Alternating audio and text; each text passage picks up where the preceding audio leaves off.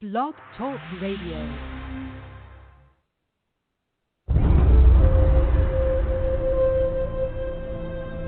He is the last of his kind.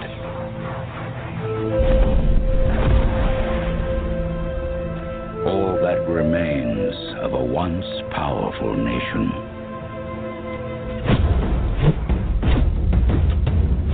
Some think he is a myth.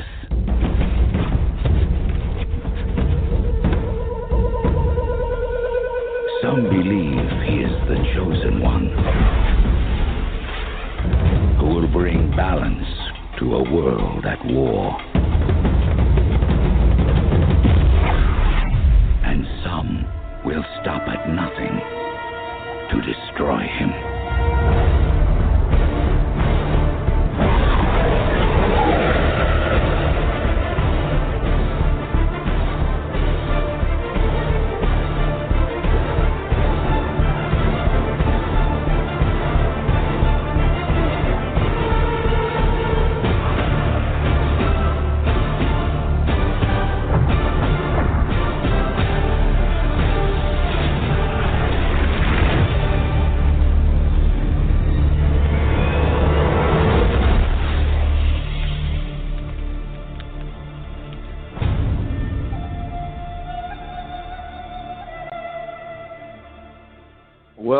Welcome to everybody to Morris Talk Live 100. I'm your host, Tarhaka Amana LB, and tonight our special guest will be Dr. Walter Williams. I have to apologize for our previous attempt at a broadcast. We had some severe technical difficulties. However, we're going to come back here tonight and deliver the same message to you in its entirety. Tonight we'll be dealing with the myth of the Dead Sea Scrolls, okay? The myth of the Dead Sea Scrolls, and we're going to be going into greater detail. We'll be dealing with the following questions and more. What is the truth about the Dead Sea Scrolls? How important is it for people who look like me to know this? What is the true ancient story about this subject? Why were the Dead Sea Scrolls so important to Jews? When were the Dead Sea Scrolls made public? What happened before the Dead Sea Scrolls were made public? And where did the discovery of the Dead Sea Scrolls benefit the ancient African Egyptians? Okay? Y'all hold your hat for a moment. And we're going down and deal with our regular commercials. And when we come back, hopefully my guests will be in. But tonight we're going to deliver this information. And also in the future, we're going to be dealing with other subjects like the Jewish-Palestinian conflict explained and the myth of Christ and Easter explained. Because it's important for us to have this information, especially with the backdrop of what we're going through here in America as people of Moorish and Egyptian descent inside the United States and located in other parts of the world. Okay, so y'all hold on a minute, and let me say before I run this commercial, I'd like to give a shout out to all the brothers and sisters that have joined up with CTFO. It is wonderful. The hemp oil is excellent. The hemp products are fantastic, and I just want to say congratulations to you and encourage you to do as much with your own business as you possibly can. We finally got something that the brothers and sisters can do with ease, and they're doing a fantastic job with this thing, and I just want to say congratulations to you, and I wish you all the success in the world with your new CTFO network. Okay, we're going to commercial. We'll be right back. Y'all hold on a minute. All right, everybody, brand new day, brand new start. CTFO is booming today. Get your free website and back office right now. Go to www.tarhakadebtelimination.org. That's tarhakadebtelimination.org. You know, on February 5th at sundown, we'll be in the year of the pig in 2019. That's right. That's the money year. And it's time for you to go into business for yourself. You've been saying what you're going to do. Now's the time for you to do it. Get your free website and free back office by going to www.tarhakadebtelimination.org. Look to the left. You'll see a little button say CTFO. Brand new startup company. The hottest thing going in the country today. Now it's time for you to own your own company. Free back office, free website. Peace. You don't have to lose your home due to foreclosure. You don't have to worry about child support. You don't have to be in credit card debt. Have no fear. Tarhaka Armana El Bey is here at newdebtelimination.com. Got student loans, child support, mortgages? Contact someone who's got the experience and the knowledge to get you back under God's law. That's Tarhaka Armana El Bey. He's been there, he's done that, and he can prove it. Just give him a call at 904-303-9061. That number again is 904-303-9061. And log on to newdebtelimination.com. That's newdebtelimination.com and get yourself free.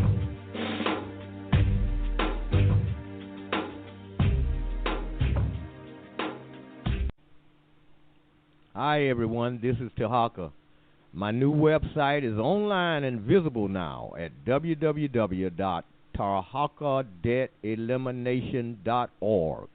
That's TARHAKADEBTELIMINATION.org. All you have to do is subscribe by putting in your email and click send. I'll rush you my free report. That includes the information you need on big tobacco and how to get paid. Much more. New website is up and running. TarhakaDebtElimination.org. Just subscribe, and I'll rush you my free report, which includes everything that you'll need to know about big tobacco and much more information whereby you can make money. TarhakaDebtElimination.org. Hi, everybody. I'm Tarhaka. Student loans, child support, credit cards, foreclosure debt, and much more are some of the problems facing my people. There's a right way and a wrong way to deal with these problems. Proper status in commerce does play a big role. However, we want to get rid of the so-called debt. Go to www.newdebtelimination.com. That's www.newdebtelimination.com. Let's get off the plantation. Let's not bog down in it. Let's get rid of it by getting rid of these debts.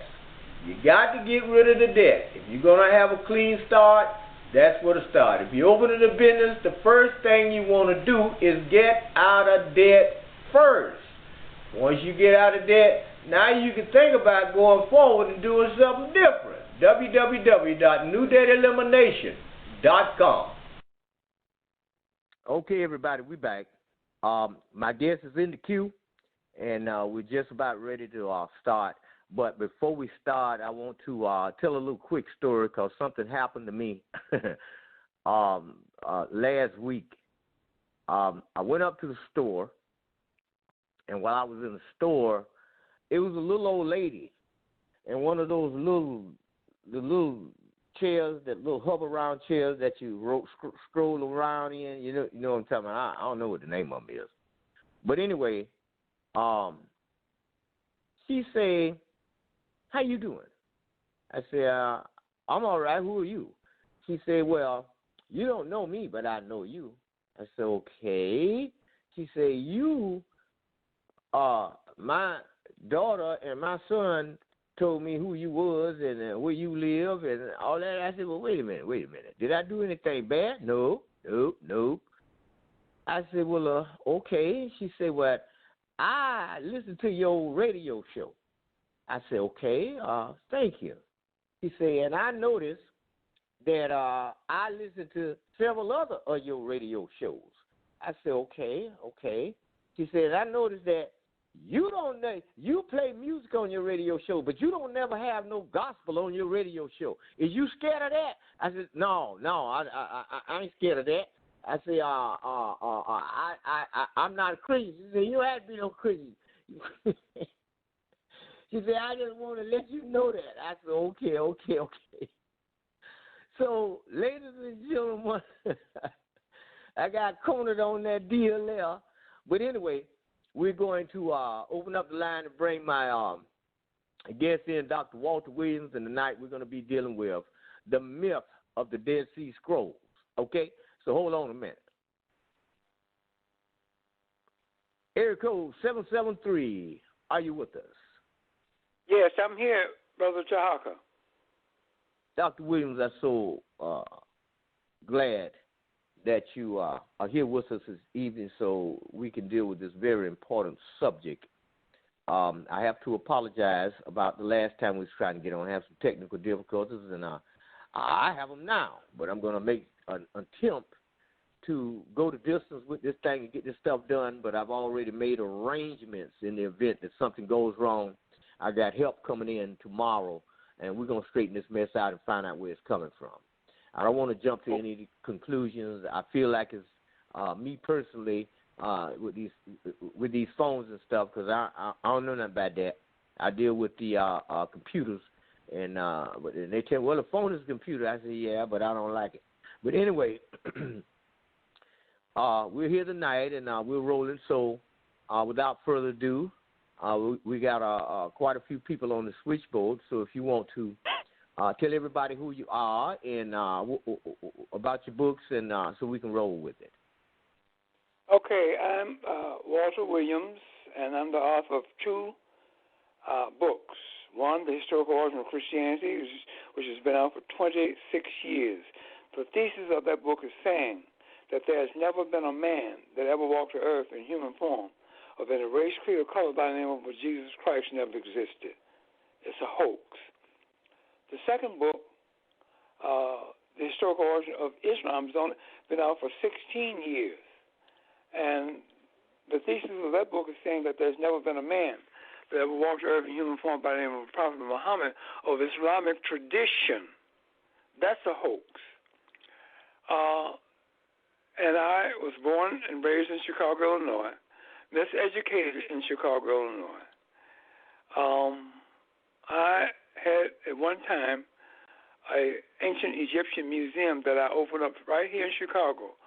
I had it up and running for 11 years, where we had an ancient Egyptian exhibit, along with we had an institution in there where I taught classes in there, history classes, ancient Egyptian classes, and religious classes, breaking down the three major Western religions. And I had trained scholars that I had trained personally to do just that, to teach those classes, to help me out with the load of people that we had enrolled there. And I taught on the college level in Chicago, and also on the elementary level. So I am married to a wonderful wife that keeps me going every day and keeps me in good health. So that's the reason why I'm here at this very moment, talking to you and the listening audience out there. So that's a little rundown on, me, Walter Williams. Brother Tarhaka? Brother Tarhaka?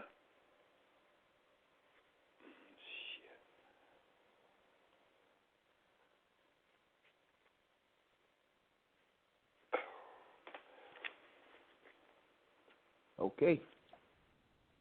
Brother Tarhaka, did you get me? Yeah. I heard what you were saying. Now, this Dead Sea Scroll, I did a little a little personal investigation on it and stuff, and I from what I see, I'm trying to figure it out too. So, if you would, could you give us a breakdown on that? And before you do, I want the listening audience to know that the phone lines are going to be open, and in order to get in, all you have to do is press 1 on the phone when the time comes, and that'll give me an indication that you have a question for our guest. Okay? All right. So, Dr. Williams. Yes. The Dead Sea Scrolls. You want to tell us about it? Yeah, well, the first thing an individual needs to know that they are 20th century European Western academia fakes. I will now give you a description of the land area where these 11 caves exist in the Dead Sea area. The Dead Sea area is in Northeast Africa. Today, Northeast Africa has a political name, and that name is the Middle East. That name, the Middle East, was given to that area after World War I. So that area physically is in Northeast Africa. Okay?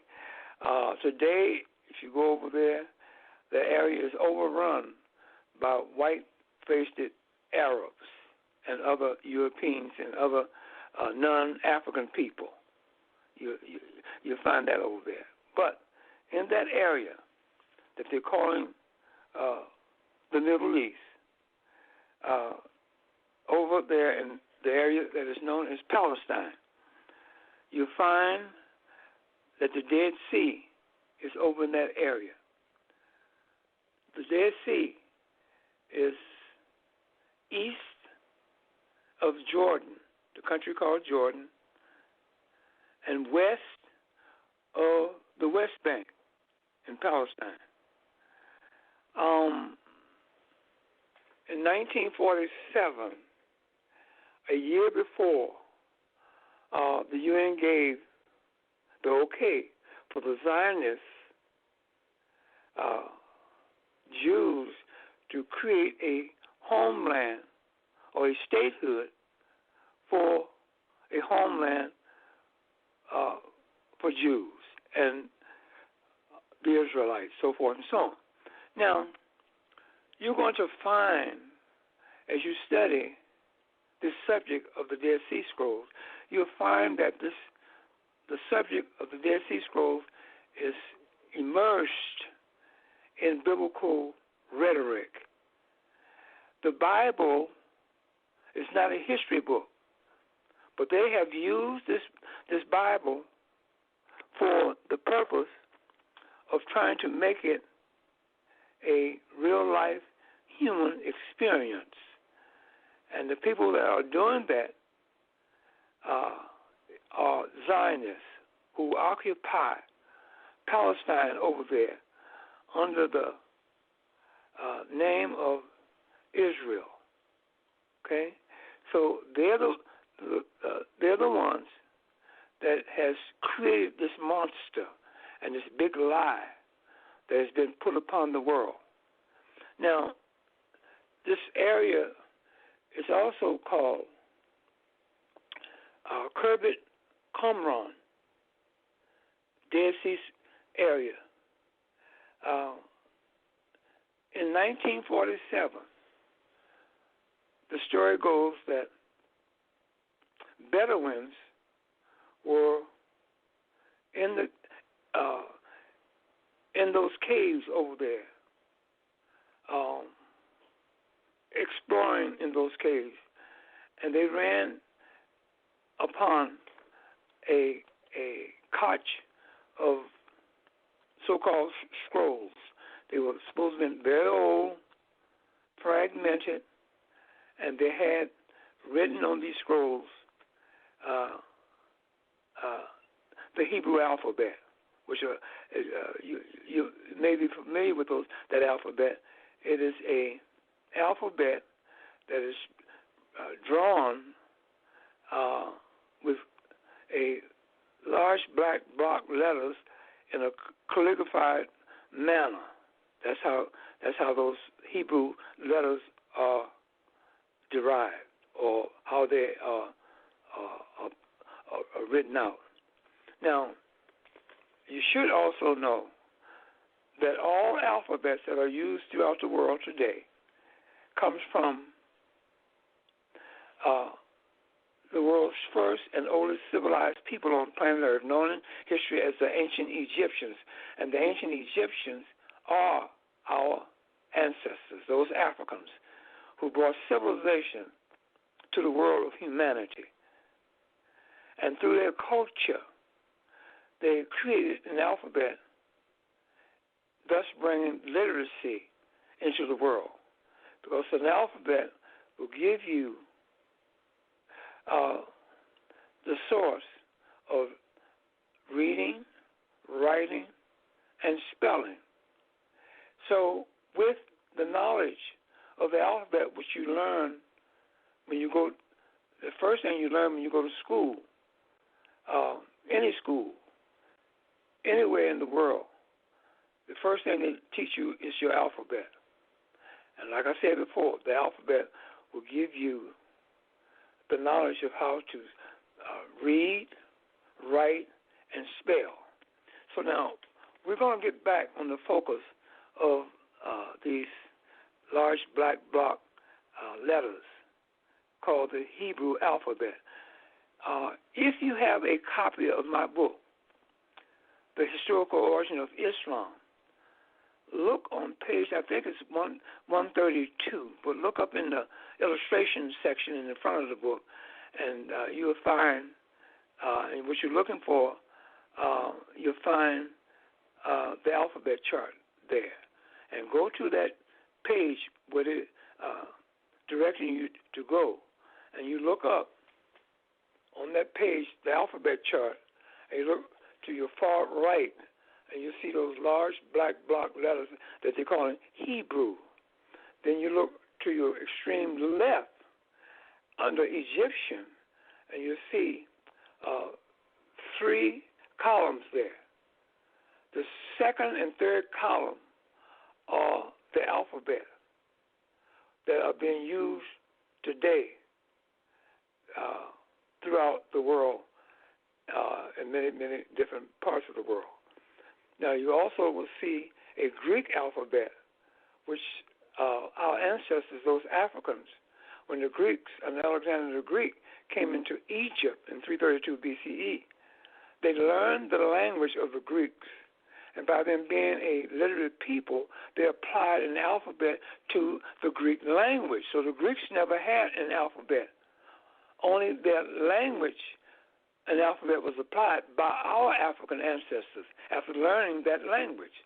So you see the Greek alphabet. So don't let that fool you to think that the Greeks had an alphabet. No, they were uncivilized, spiritually dead savages coming into the continent of Africa, into Egypt.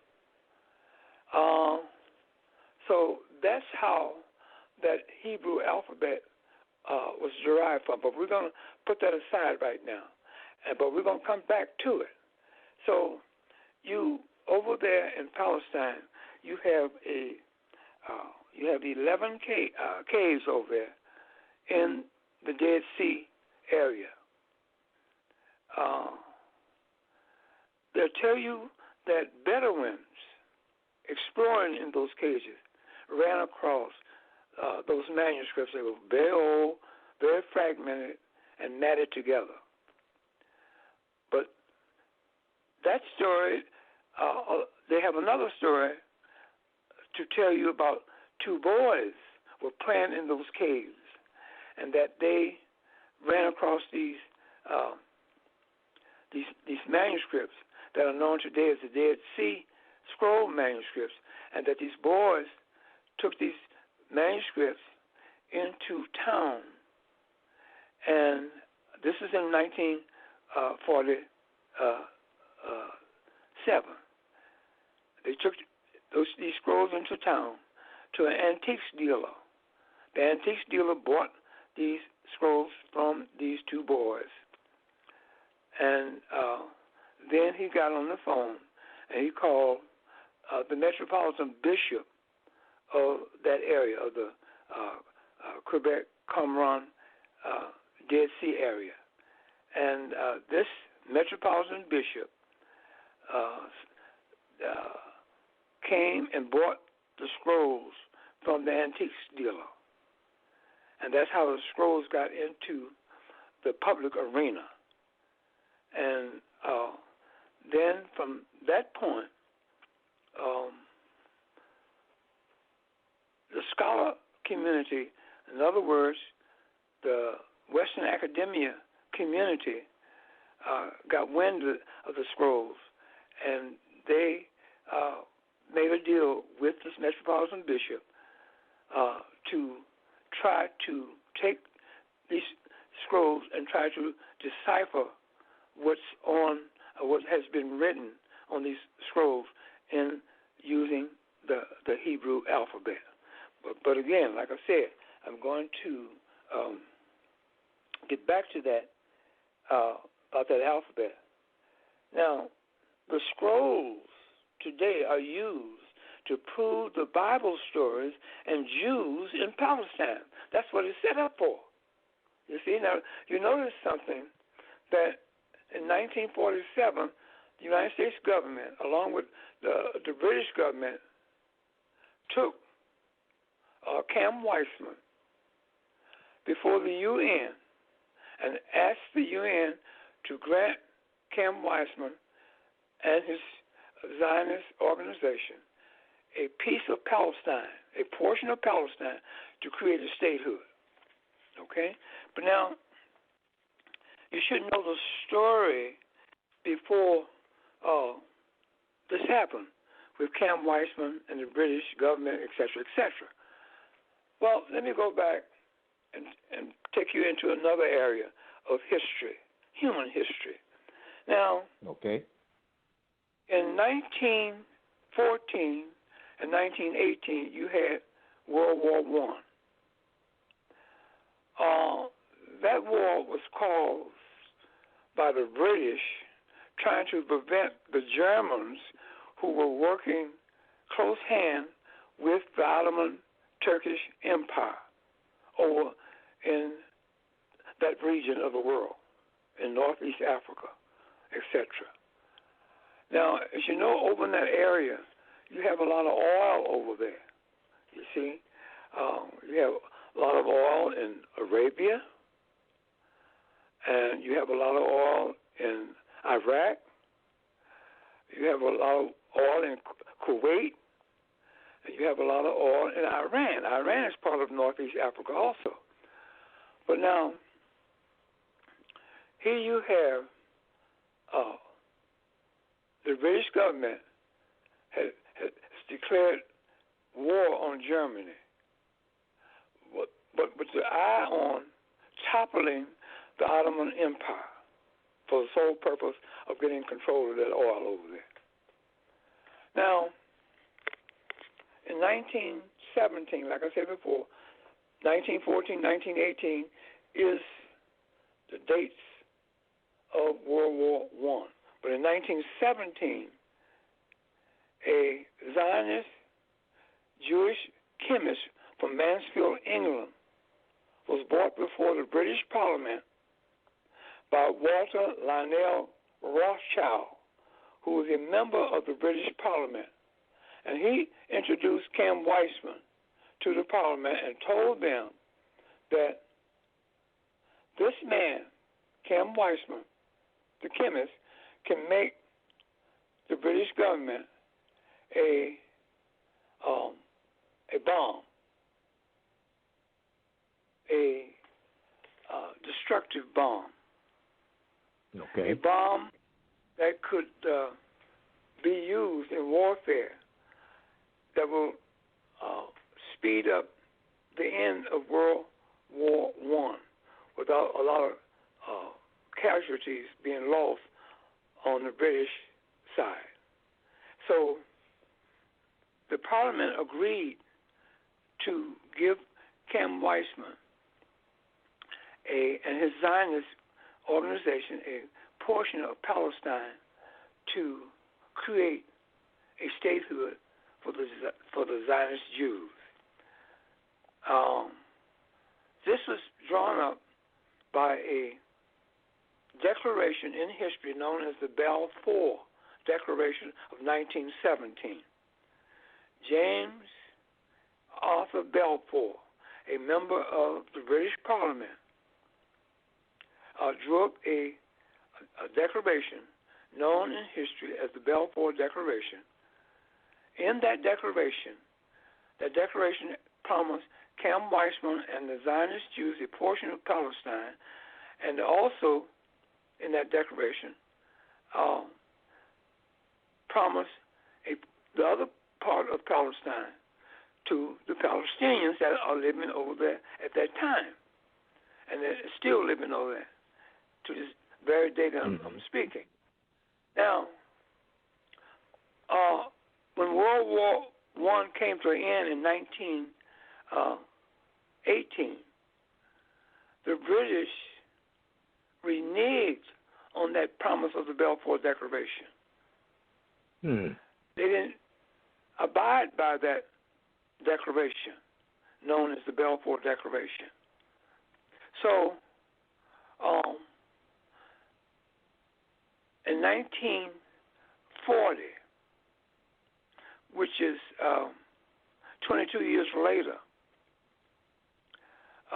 nothing happened with the keeping of the Balfour Declaration by way of the promise that was made to Cam Weissman. So in 1940, a gang known in history as the Stern Gang appeared over there in the Palestinian area. And that gang was under the leadership of Abram Stern. And what they did, they blew up the King David Hotel in Palestine. In Jerusalem. They blew it up. Okay. And they also killed 2 British agents along with that. And this brought about David Ben-Gurion, who, as you know, David Ben-Gurion became the first prime minister of the legitimate state of Israel. He was the one that told the British agents where Abram Stern was living. And these agents went there and they murdered Abram Stern, killed him. Okay? Took a picture of him, dressed him up, and put him in a casket for the whole world to see. Okay? Now, then, after that, the British decided, well, this is getting too deep. They're not going to stop. They already blew up the King David Hotel in Jerusalem. Now they're going to kill 2 British agents. So we better take Cam Weissman before the UN in New York in 1947 and ask the UN to give Cam Weissman and the Zionist Jews a portion of Palestine, but they did not ask for the other portion of Palestine to be given to the Palestinians, like a promise under the Balfour Declaration. You see? So now, I brought you up to the date. Now, it's very convenient that they find, all of a sudden, they come across a group of scrolls in 1947, same year that the British and the United States government took Cam Weissman before the UN in New York to ask for a statehood for the Zionist Jews. Very, very strange. But there it is. You see? So, today, as I speak, these scrolls are supposed to justify Jews or Israelis in that land area.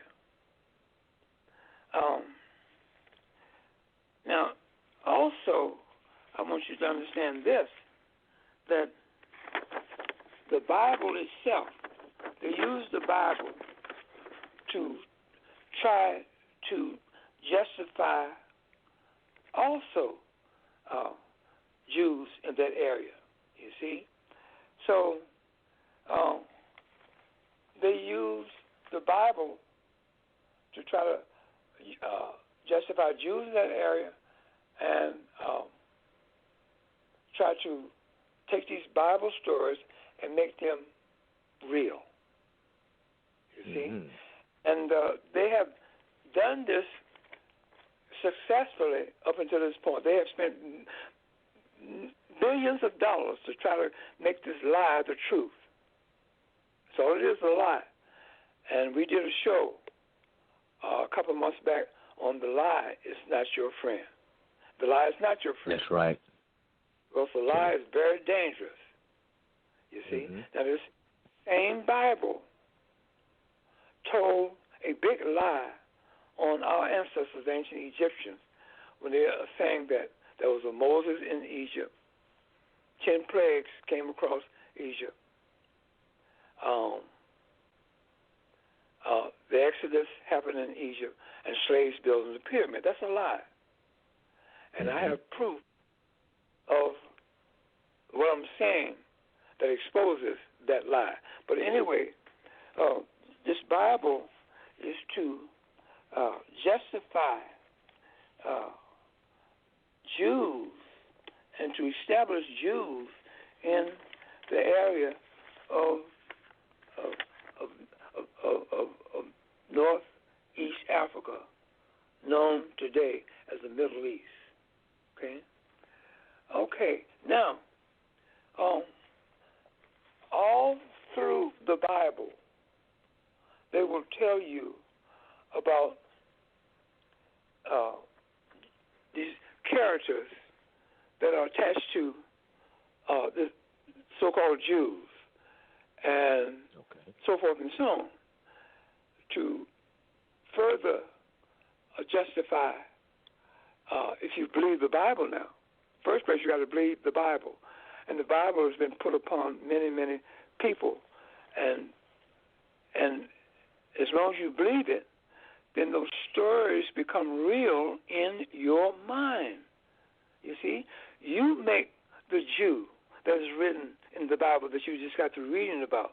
You created him. You see? You did that. You, the individual human being, by believing in these stories in the Bible. Because they ask you when you go to church, do you believe in the Lord Jesus Christ? Do you believe in the Bible? The Bible is a book that one has to believe in. Now, while we're on the subject of the Bible, let's talk about the documentary that's out there today in the world, featuring Morgan Freeman. It's called In Search of God. Morgan Freeman, in this documentary, is going around the world to try to find God. And he ends up in one location in the illegitimate state of Israel, in the home of a female rabbi. He was invited there by her to have dinner with her family. And while there, she told Morgan Freeman, the Bible is not a history book, but a book of ideas. Again, I'm going to repeat. The Bible is not a history book, but a book of ideas. So don't use the Bible to try to make it history. Then another Zionist Jewish rabbi who teaches at the Hebrew Union College in New York City wrote a book, and it came out in the year 2000. His name is S. David Sperling. He said in his book, there's never been an Abraham, Isaac, Jacob, Moses, Sarah, Gideon, Esau, David, or Solomon, or Joshua. And Walter Williams says that every biblical character named in the Bible never walked the earth as human beings. So he is telling you the same thing. He goes on to say that I am compelled to read the Torah allegorically because it cannot be read historically. So you need to understand these simple truths that these people are bringing out now about this Bible. You see? So now, and then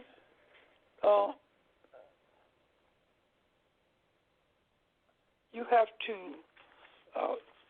know what they're doing with the information that they're putting out by way of Western academia or by way of the Bible. There's nothing in the Bible that's real. I suggest that all African minds and all African people today as I speak and scholars take the Bible to the nearest garbage can and get that confusion out of your life. Because the Bible is written in an abstruse manner.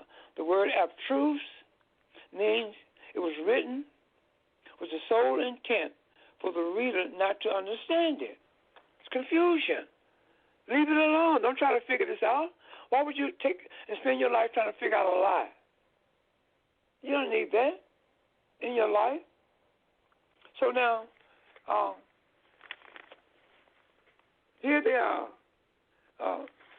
in the world today trying to create, by way of an illusion, by way of using the Bible, by way of using the Quran, by way of using the Torah, this literature for the three major Western religions, Christianity, Islam, and Judaism. They use the literature that's in these books written for these three various religions, the Holy Bible for the Christians, the Quran for the Muslims, and the Torah for the Jewish community. They use those books to create lies and disseminate these lies throughout the world and put into the minds of the world masses. That's what their intention. And they have spent billions and billions of dollars to do this. See?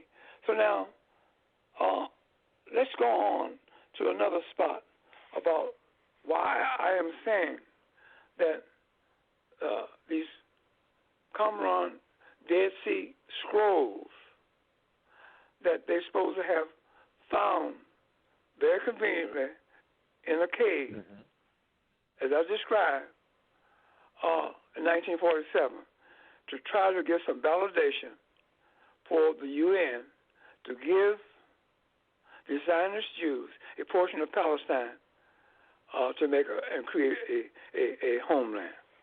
See, now it's said that these scrolls are found. There were 11 caves altogether. Okay. The most important of these scrolls were found in the first 5 caves over in that area. Cave 1 through 5. And they have sent out fragments of this pieces of the scrolls, because the scrolls were very fragile and they were fragmented, and if you touch them, they'll fall apart and so forth and so on. But anyway, they sent pieces of the scrolls to 40 different European scholars of academia, of European academia. And these 40 pieces went to 40 scholars, and they supposed to take, each scholar to take their piece and write what was on these scrolls. In other words, decipher it, in other words. But nothing, there was no movement on it. Why? Because they're fakes. And if they were not fakes, they still couldn't understand or write anything on it because there's not enough of these pieces to put anything together to write something that would be coherent. So these European scholars said on their fragment that they were sent for 40 years, and they did nothing about it. See? So that is another piece of information that you need to know.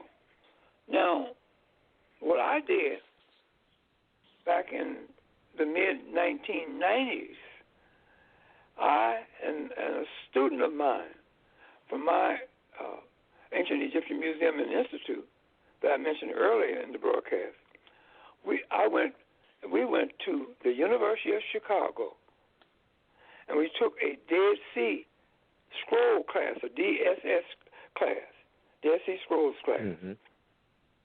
And the young man was supposed to be a Near Eastern scholar being trained at the University of Chicago in Near Eastern Studies. And I went up to him during a break because it had dawned on me that all scholars, European scholars that are attached to these universities throughout the world have embraced a religion. Either they're Christians or they're Jews. One of the two.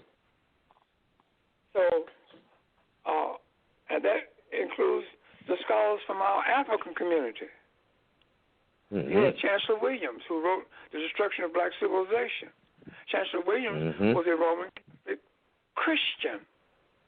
You wrote. You have George G.M. James, who wrote Stolen Legacy. Stolen Legacy. Right. He was a Christian, a Baptist Christian. You see, and then you have Cheikh Anta Diop, who was a Muslim. And then there's a very famous female that died. Francis. Well, you said Francis. You said that I didn't want to bring that out, but I didn't want to start no controversy in our community. Frances Cress Welsing, she was a Christian. Why? Because her sister said so at her memorial. Okay? Now, so I was surprised at that, but anyway, getting back to me proving that these scholars out here who are dealing in so-called Near Eastern studies, African consciousness, etc., have embraced a religion. And I found out that ASCAC, that group, they were infested with Christians. That's that African group that's still out here, I think, now. Haven't heard from them in a couple of years. But anyway, that group that was formed and founded by people like Asa Hilliard, Leonard Jeffries,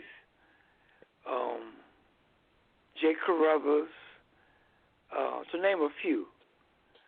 And the president of ASCAC was a woman by the name of Nzinga out of California.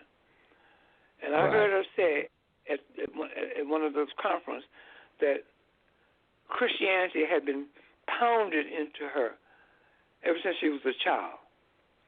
And I knew that ASCAC did not like Walter Williams because Walter Williams came out in 1993 and said that there's never been a man that ever walked the earth in human form of any race, creed, or color by the name of Jesus Christ. And I didn't realize I was stepping on toes out there.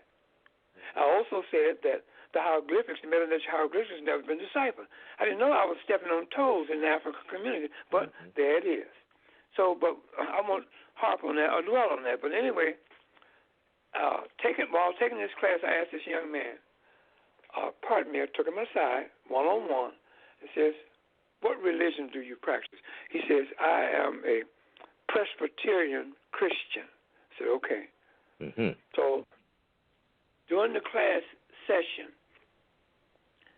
Now, he had told me and given me the information that proved my point about these Western scholars sitting in these chairs in these universities throughout the world have embraced a religion of either Christianity or Judaism in order for them to keep this lie and to believe these lies themselves. They had to be indoctrinated when they were children. Like all religions are passed from parents to the child, the innocent child, during that child's innocent age of development. And they grow up with this in them. See? So this young man that was teaching the class was no different. See? So during the class, I asked him, I raised my hand and asked him, what are you using to sustain the Dead Sea Scrolls? The significance of the Dead Sea Scrolls. And he told me that they were using Josephus. Oh. He told me, now, Josephus, as you know, is supposed to be a Jewish historian. And I said, Walter Williams had never existed. Never been no Josephus. Because right. The date of Josephus is supposed to be 37 with a question mark to 100 with a question mark.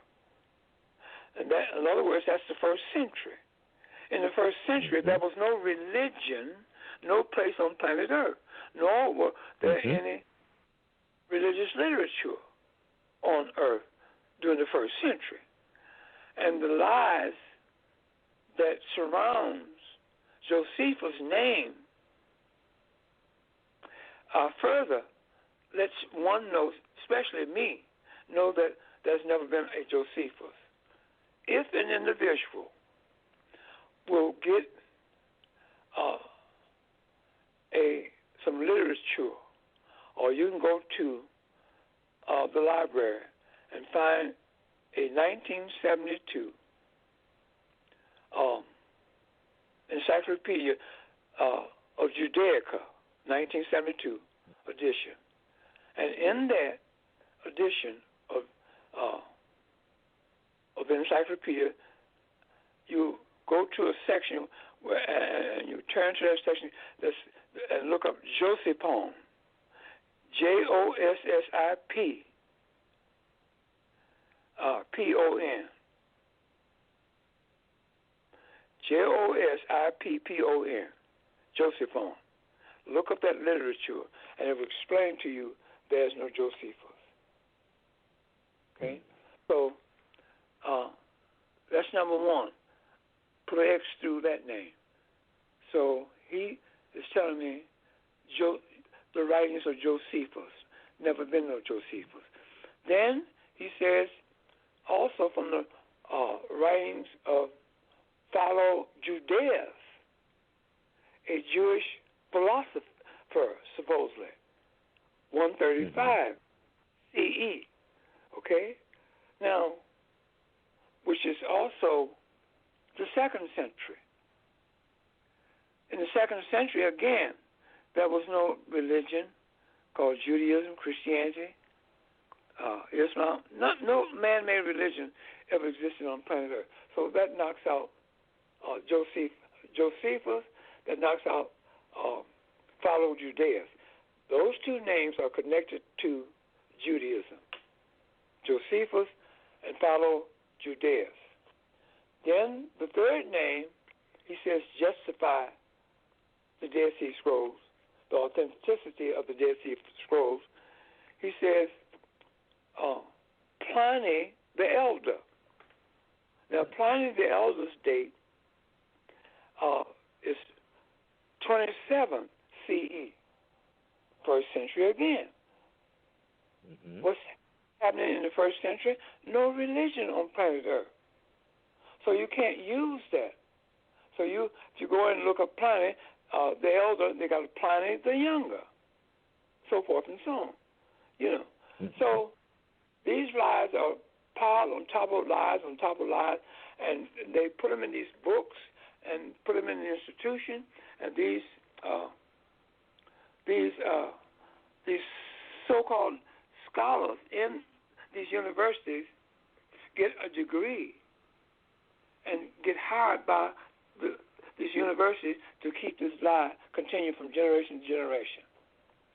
And the fourth name that he brought up to justify the authenticity of the Dead Sea Scrolls was Eusebius Pamphili of Caesarea. And I asked him, I said, are you talking about, which Eusebius are you talking about, Pamphili or Pamphilus?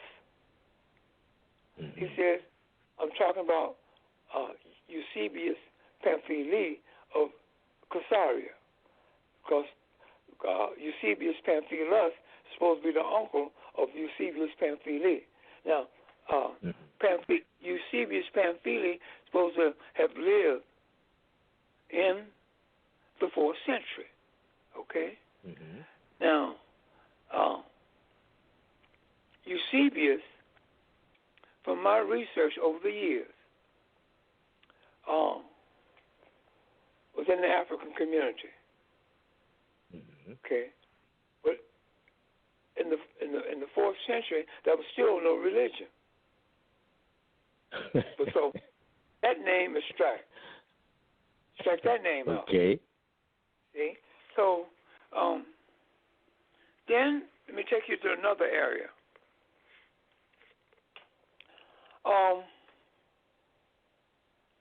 There was an archaeologist by the name of William Foxwell Albright, who held down the chair at Johns Hopkins University in Maryland, Baltimore, Maryland. And he was the archaeologist that the Jewish community will go to date their lives.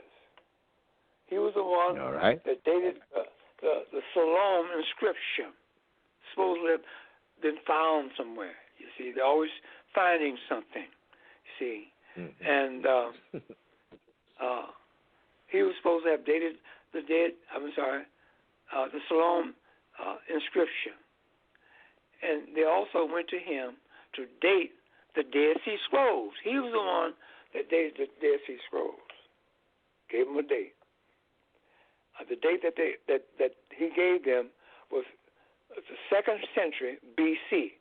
That's where he dated them, these scrolls to have been coming from. Okay. Okay. And he says that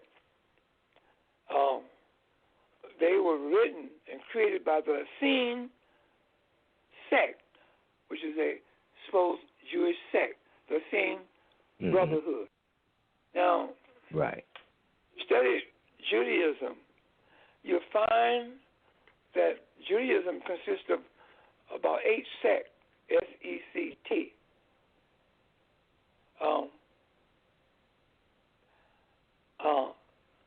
The first sect is the Essenians.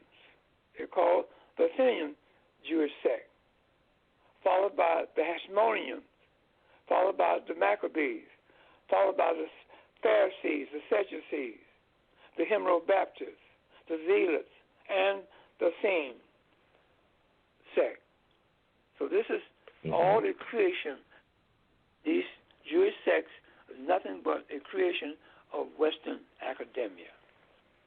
You see? So they are fooling the world, and they're hiding behind their degrees and their position, and they're hiding behind those big, important-looking universities and institutions.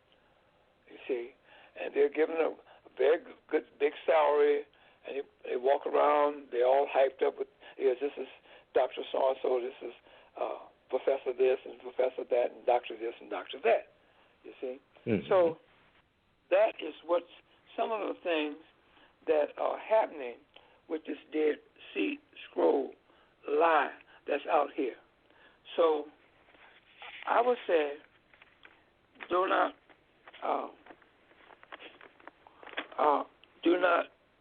fall for the lie, because the lie is not your friend. Now, again, let's go back for a moment to the area of those large black block letters, the alphabet, which is known as the Hebrew alphabet. Again, they were nothing a derivative of one of our ancestors' creation of the hieratic Demotic alphabet. That's all it is, you see. Now, let's go back again. Today, as I speak, the official dialectic language over there in Israel is Hebrew. Now, the legal state of Israel was established and created in 1948. So that Hebrew language became the official language of Israel. Now, let's go back before that. Let's go back after World War I.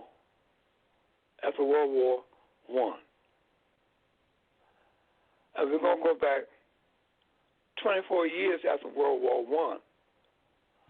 They created, the Jewish Zionist group created a dialect called Yiddish. You see?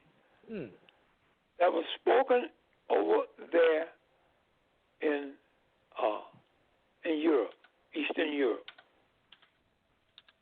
This Yiddish was supposed to distinguish the Jews from the other regular secular European community, to give them something that will identify them as a group. So they created what is known as Yiddish. And they created a newspaper, Yiddish, using the same large calligraphied black letters that are called the Hebrew alphabet, which is nothing but a derivative of our ancestors, the ancient Egyptians, who created the world's first alphabet and became the world's first literate people. So, and I told you where to find, where you can see for yourself what I'm talking about in my book, The Historical Origin of Islam. And you look up the alphabet chart and you'll see exactly what I'm talking about. Now, so they spoke Yiddish. They had Yiddish newspapers. They had Yiddish books with the same large black block letters. And they had Yiddish plays, etc., etc., etc. Now, Yiddish began again in 1922, 24 years after World War I, to distinguish Jews from the other Europeans in the areas where they live. Now, this Yiddish has a German-based guttural sound to it. You hear those Israelis, though they're speaking this Hebrew that they say that they're speaking, you find it very harsh and guttural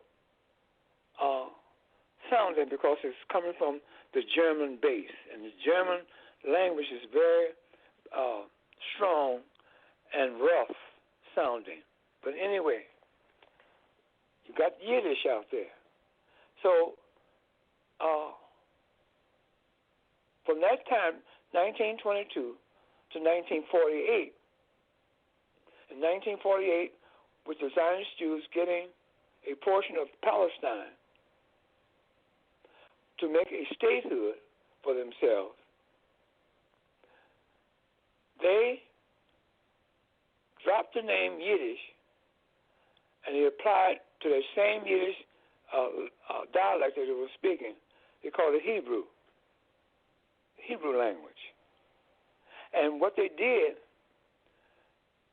they called for the burning, the confiscation, and the destruction of all Yiddish newspapers in Europe, all Yiddish books, plays, or anything with Yiddish on it. They wanted to destroy it. What they are doing, what they were doing at that time, and they're still doing it, in 1948, what they want to do is destroy Yiddish and keep Hebrew before the world masses. They wasn't too much concerned about the people living then. They were preparing the lie to be believed by future generations, 50, 75, 100 years later, you see, because they erased the Yiddish history and destroyed Yiddish literature, books and papers and plays and anything with Yiddish destroyed. So my question to the world, if the Jews spoke Old Hebrew, which they say that it is no longer spoken anymore, it's an old language, then why did they create Yiddish if the Hebrew was already in play in their so-called society? See? So that's a question that has to be asked. So you have Hebrew out there today. So that's how you got Hebrew that is being used today as I speak over in the illegitimate state of Israel. You see? So with these things being brought out, I hope that I've given you and the listening audience something as a reason, as I'm saying, that the Dead Sea Scrolls are European fakes coming from Western academia who have concocted all these stories based around the Bible to try to make the Bible stories to be true and lay a foundation for Jews in Palestine to be at one time a real life people, that they deserve a homeland because of their ancestors had lived over there in the 2nd century CE. Okay, that date again was given by William Foxwell Albright from Johns Hopkins University in Baltimore, Maryland, whom the Jews went to validate their lives as they brought them to be. Now, let me tell you something about William Foxwell Albright. Give you some more information on him. William Foxwell Albright died in 1985, 84, 85, somewhere up in that area. And his students in 1946, Charles Friedman, Frank Cross Moore, and other of his scholars created a symposium for William Foxwell Albright. Now, this is what they said at this symposium in 1986. They said that William Foxwell Albright took the Bible in one hand and a spade in another hand, and they went over there in Palestine and began to dig into the ground to try to dig up something to prove that the Bible is literal. The Bible is literal. Try to prove that the Bible is true. That he failed and floundered in his efforts to do that. Now, this is what his students said at his symposium. Another thing I'm going to bring out to you is that I get a magazine, a bi-monthly magazine called Biblical Archaeology Review. It comes out bi-monthly. This magazine is a magazine that's been out for many, many years, over 30-something, going into the 40-something years. This magazine is out in the world, and they have stories in there to try to justify the lies that's in the Bible.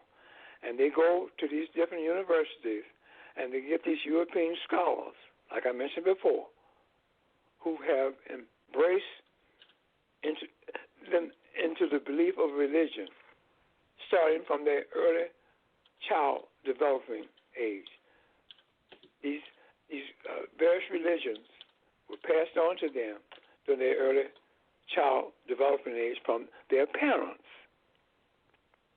See, in this book, Biblical Archaeology Review, which is a magazine, bi-monthly magazine, many years ago I read where it was two archaeologists group was fighting among each other. And this one archaeologist group said that accused other archaeologists of planting things in the middle of the night that would be found the next day and discovered the next day at the dig site. In other words, they go over there and they bring a group of their students over there, and they designate a site to dig up things to try to prove in the ground what William Foxwell Albright couldn't prove by digging in the ground to try to prove and gather information by way of physical material to prove that the Bible was literal or the truth. And this is what they accused each other of doing, planting things in the night to be found the next day. So I thought that was something of interest that you should know, that I already know. And then further down the line of proving about the Dead Sea Scrolls being European fakes is that I was one Sunday, my wife and I were looking at the television, and 60 Minutes came on. Mm-hmm. And they had a segment on 60 Minutes about archaeologists.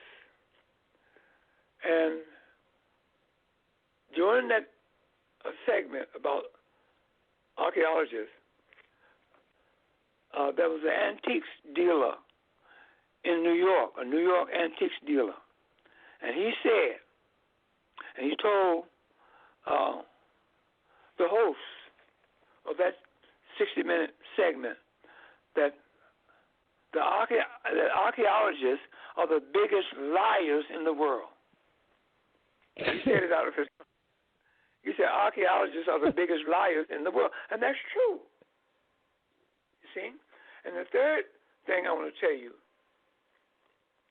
over in the illegitimate state of Israel today, as I speak, the same Biblical Archaeology Review magazine that comes out bi-monthly, they call it Bar Magazine. They have an institution there in the illegitimate state of Israel at this very moment. They're over there trying to justify the lies. So, Brother Tarhaka, I'm going to turn this over to you, and we can go from that point. So, back to you, Brother Tarhaka. All right, Dr. Williams, this has been fantastic. And ladies and gentlemen, we're going to open up the phone lines for questions and answers now. We're going to take a little break because Dr. Williams done laid it down, And as far as I'm concerned, ain't no way out, ain't no way to hide. You can't run and you can't do it. The number to dial into the broadcast is 310-982-4184. Press 1 on your phone. That'll give me an indication that you got something to say to our guests. And we're going to take a little break, and we'll be right back. Okay? Hold on.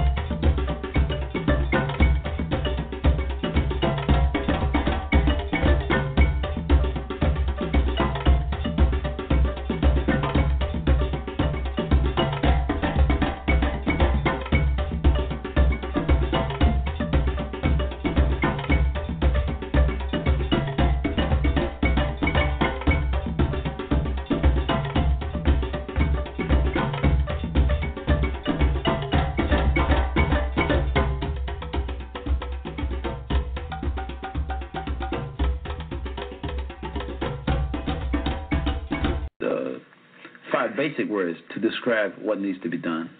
Well, when you put it in the frame of reference, everyone, when they talk about racism and white supremacy, should always start by saying that the focus, the objective should be replace white supremacy with justice. Those are the 5 basic words. And you start your frame of reference from that. The words are very important, because when people talk about racism, they tend to get away from the basic focus. If you keep those 5 words in mind, replace white supremacy with justice, then you can keep focus. In many of these discussions on the matter, people tend to get into everything from feminism to words that don't have communism and everything else. They go off on a tangent. Yes, right. Yeah, but this kind of locks it in. Right. Bigotry, discrimination, sexism, a multitude of isms. Biracialism, whatever that means, multiculturalism. Whatever that means. Yes. And so you get into a myriad of words that don't apply to the focus of what you're talking about. So therefore, that is the basic frame of reference that you should always focus on. That should be used by all people who are talking about the problem as it is. What is the tragic arrangement, or the 3 T's, if you will, and what are some of the first 2 things that must be done to establish quality relationship between white and non-white people, if you will? Well, the 3 T's, called the tragic arrangement, are tacky, trashy, terroristic. Now, this is the arrangement that non-white people on this planet have with white people in their everyday interactions in all areas of activity. Tacky, trashy, and terroristic. One of the 3. It doesn't get any better than tacky. if you will observe black people, for instance, in the presence of white people, on account of the way that both of them are raised within the system of white supremacy, there is a strain there. There's not a even flow. So what you have is a tackiness. It doesn't get any better than tacky. It can't get any better than tacky within the system of white supremacy. Why? So this is all very tragic. Well, because the system of white supremacy the demands that white people interact with non-white people in a certain way that is harmful and harsh and overall destructive. And that the non-white people interact with the white people in the same manner. And they are taught this. Both people are taught this at a very early age, and then the teaching goes on every day in all 9 areas of activity: economics, education, entertainment, labor, law, politics, religion, sex, and war. All areas of people activity. All of the areas of people activity, everywhere in the known universe. I noticed something. I used to work with a gentleman, elderly gentleman, and whenever he would come in contact with white people, he always had a tendency to have to be the entertainment committee, to make everybody laugh. If we were on the elevator or doing something in the building, he was always the person to make white people laugh. He was always the clown. Yes. I always kept a straight face, so he thought something was wrong with me. Yes, well, you can tell that there's a strain even on college campuses and whatnot, and in schools. The people will go to the classes together because that's where the classes are. They that's where the teaching is. And then the students will separate themselves in the lunchroom. Now, there's a reason for that, and the reason is not healthy. It shows it's something that is completely out of order. Because if the people are sharing the same classroom and learning the same things and having the same values that are taught in that classroom, then why do not the people interact with each other in all of the areas of activity without exception in harmony? Well, maybe they're not learning the same thing. That is it. Maybe they taught the same thing, but yes, not necessarily. that is it. Under the system of white supremacy, a black student sitting next to a white student is being taught how to be a victim of white supremacy. The white person, the white student, is being taught how to be a white supremacist. And it's all in the language. This is done in the language, in the use of the words, in the subject matter of the materials, if the material in any way relates to interactions between people.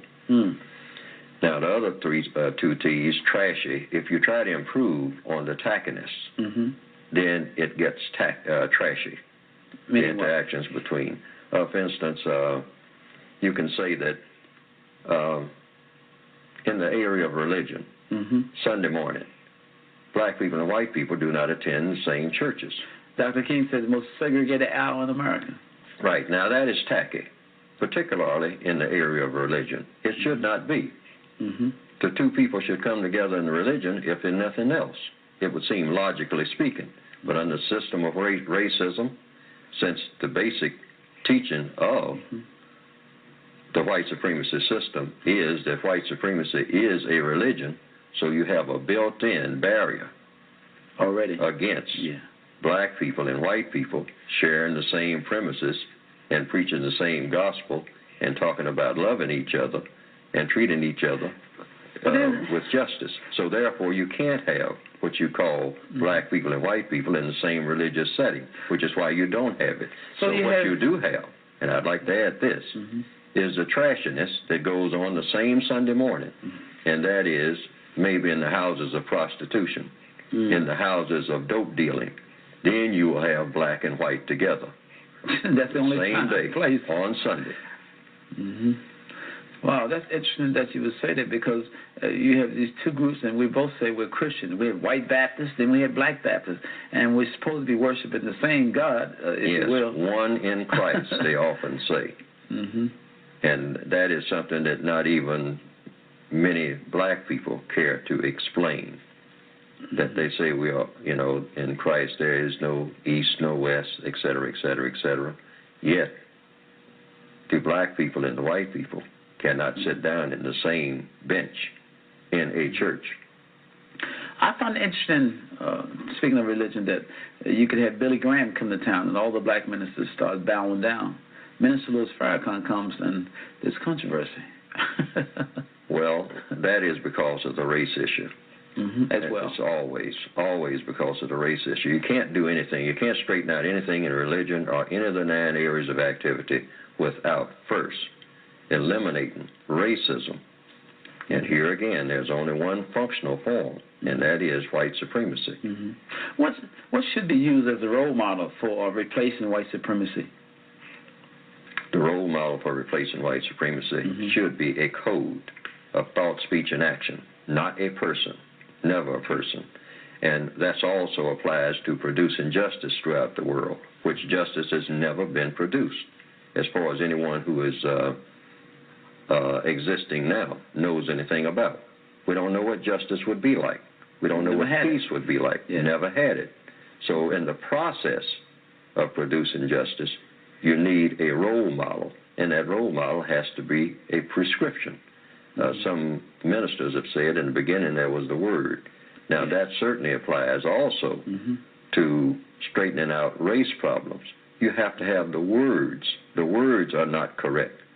Hardly any of the words are correct. The words are designed to support racism. And this is why you have the confusion you have in the schools. Deceit. Yes, the deceit. See, the words are designed to support deceit, which is the basic tool of the white supremacists. Okay, everybody, we back.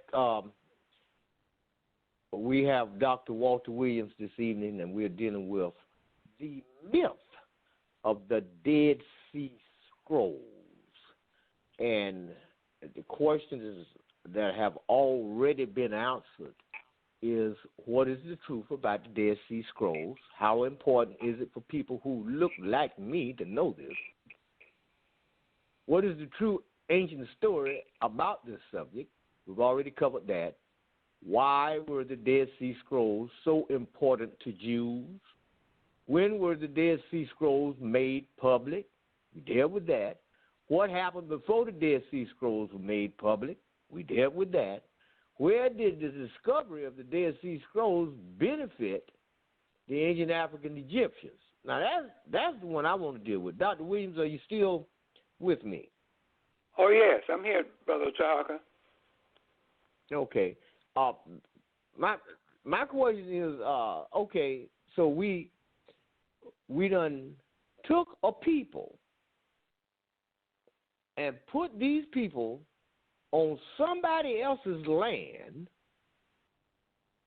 We done took the language that they spoke, trashed it, put it in the garbage can, throw it away, attach another language to these people, and took an identity from somebody else and pasted it and painted it on these same people. And now we're going forward through life trying to justify their existence as being authentic and correct, when all along, all of it is a lie. Is that correct? That's correct.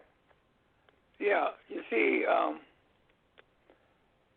the stories in the Bible or any religious literature that's connected to a religion or the religion itself, no matter what name you call it, has to be believed by the human being. If an individual human being, and I'm talking to our African community because I want them to know exactly what happened and what has happened and what is still happening to us as a people after the Greeks came into Egypt in 332 under Alexander the Greek. I want you to know and realize one thing. If you realize this one thing, that would be your first quantum leap out of this confusion. And that one thing is this. I want you to look in the mirror and tell the image that is looking back at you, which is yourself, that I, which is you, was not born with a religion. If you can really understand that no human on earth was born with a religion. You got close to 8 billion humans walking this earth of all races, creeds, and color. Not one human walking this earth was born with a religion. So if you can tell yourself that you were not born with a religion and realize and understand and know by way of facts that you were not born with a religion, that you were born coming out of your mother's womb with an indwelling, divine, spiritual birthright, that you are a spiritual, created human being. Your mother and father are your creators. They created you. And you were given everything that you will spiritually and physically need when you came into this world out of your mother's body. But you were not given a religion. That goes for every human on this earth. Man created the religions and religions for you to control your thinking and your actions. If you really understand that, then you will walk away from all this confusion. Because, again, like I told you before, the Bible was written with the sole intent for the reader not to understand it. It's called abstruse, A-B-T-R-U-S-E, abstruse, form of intent for you not to understand what's in that Bible. So you don't need that garbage in your life.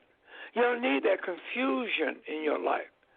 So you be better off if you just take all that and bundle it up along with this dead white man on the cross and the Bible and take God, all three, to the nearest garbage can and get all that out of your life. Okay? So all those entities, I just named those three entities, are not doing us any good as a race of people, nor is it doing any good for the whole and total of humanity. We don't want that anymore.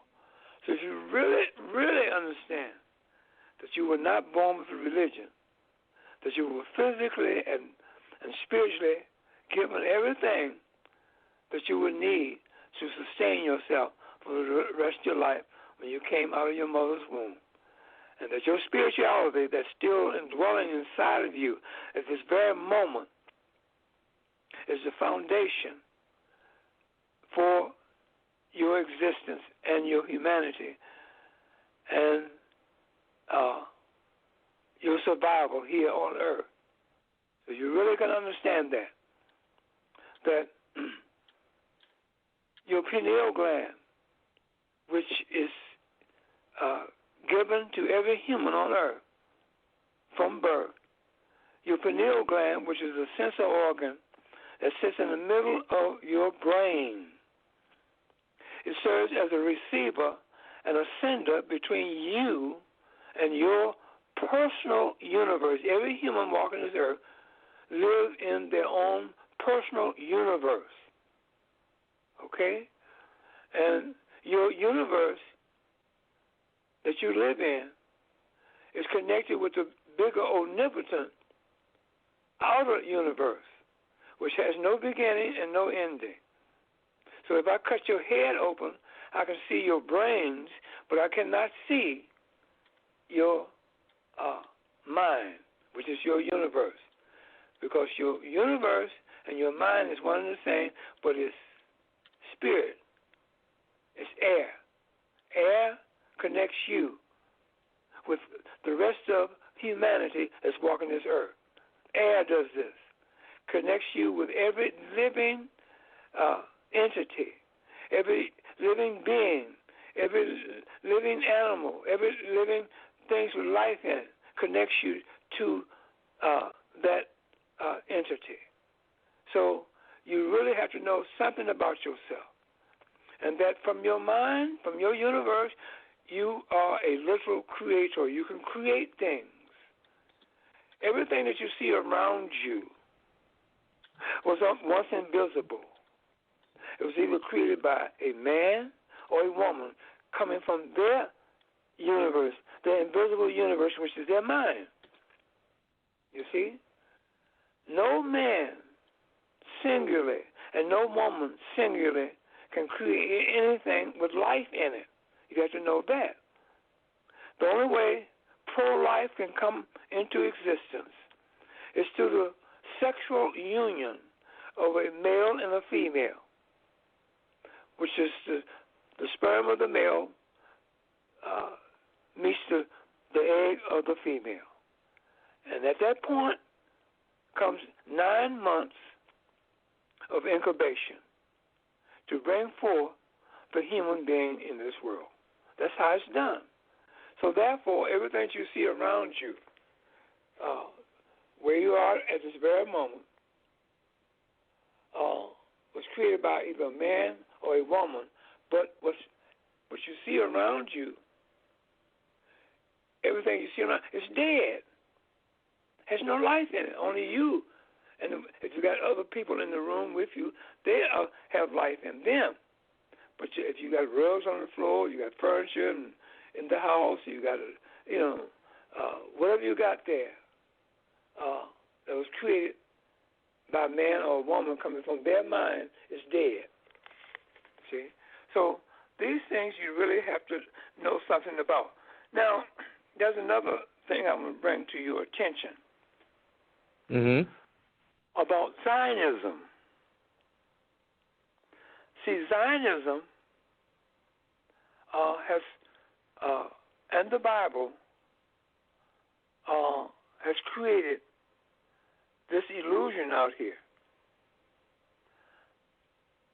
The first order of Zionism was created by the AIU, Alliance Israelite Universal of Paris, France. The Alliance Israelite Universal of Paris, France. That's the world's first Zionist organization that was created in the world. They started this alliance in 1860. In 30 years later, 1890, came Nathan Birnbaum, the father of socialist Zionism. He called for, and he was a friend of Edmund James de Rothschild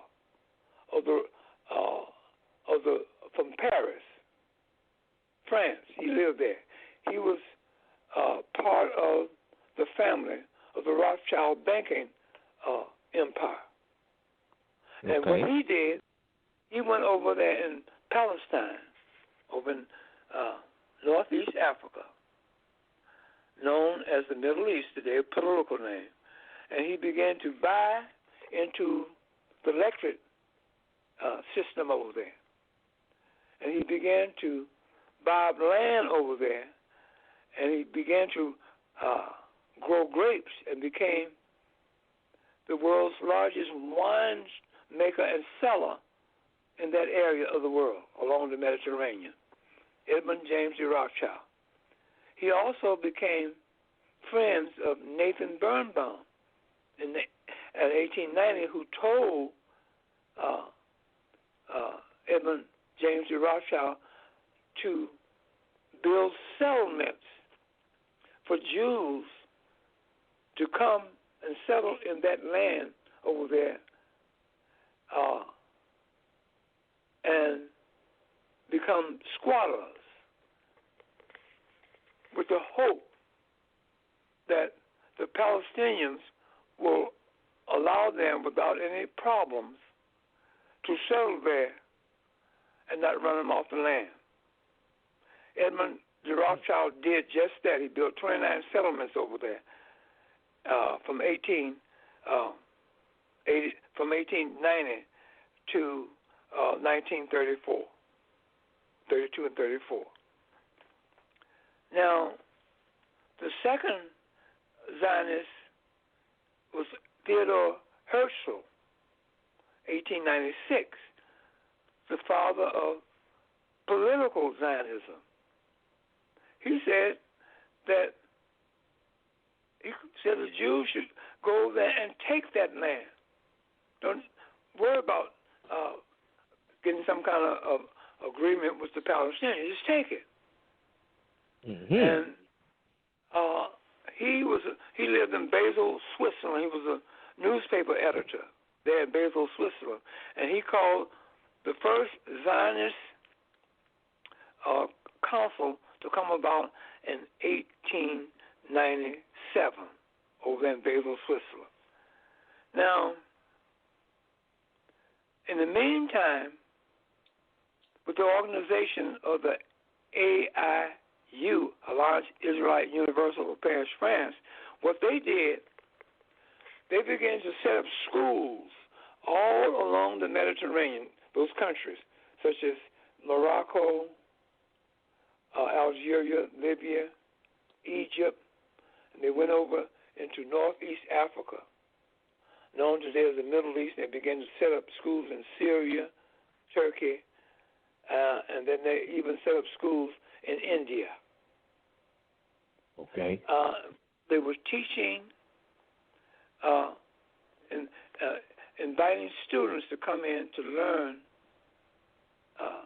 Zionist Judaism, which there's no one definition. If a person asks you, what is the meaning of Zionism?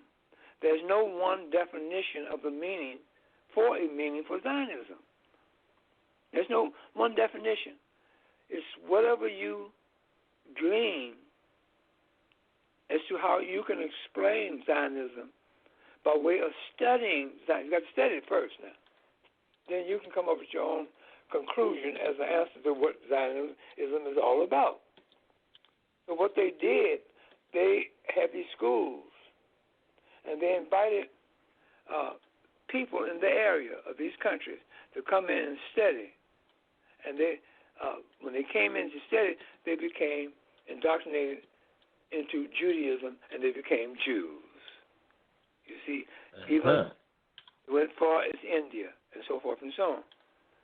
See, now these same Zionists, in 1870, 10 years after they had formulated the AIU in Paris, France, these same Zionists had sent scholars over in Syria in 1870 to create literature for the Arab world. And that literature for the Arab world that they created is called the Holy Quran. You see, those Jewish scholars from Paris, France, AIU, came in Syria in 1870 to create literature for the Arab world, which the Arab world at that time didn't have any literature for Mohammedanism. So these Jews created this literature, and it was accepted 49 years later in 1919 in Cairo, Egypt, by the Arab world the year after World War I had ended. So today, that's how you got a Quran today. The Quran today, as I speak, is interspersed with Jewish writings, the Pentateuch and Psalms, interspersed with Christian writings, the four Christian Gospels, Mark, Matthew, Luke, and John. You see?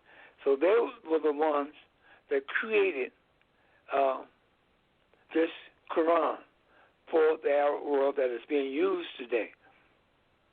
And when Keith Ellison, who became a congressman out of Minnesota, he was a Muslim. He still is a Muslim. He took the oath on a 1919 Bible. A 1919 Quran.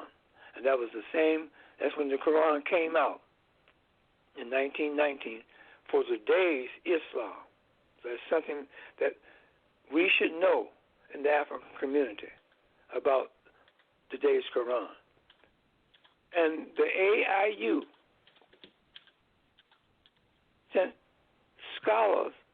to Ethiopia to create what is known as the Falasha Jews. That you know, the Falashas were created there in Ethiopia. The first initiated attempt to create these Ethiopians into the Falasha Jews came when the Church of England, with their missionary society, Church Missionary Society, CMS, Church Missionary Society, had sent missionaries beginning in 1829 into Ethiopia to try to get the Ethiopians to embrace Christianity. But the secular community over in Ethiopia fought them off. They didn't want that. Okay? They didn't want any foreigners in their country, you see. So, but they didn't have no armies, no jails to keep them out. So they stayed over there and learned the language, the dialects that was spoken over there, learned the geographical land area over there. They learned what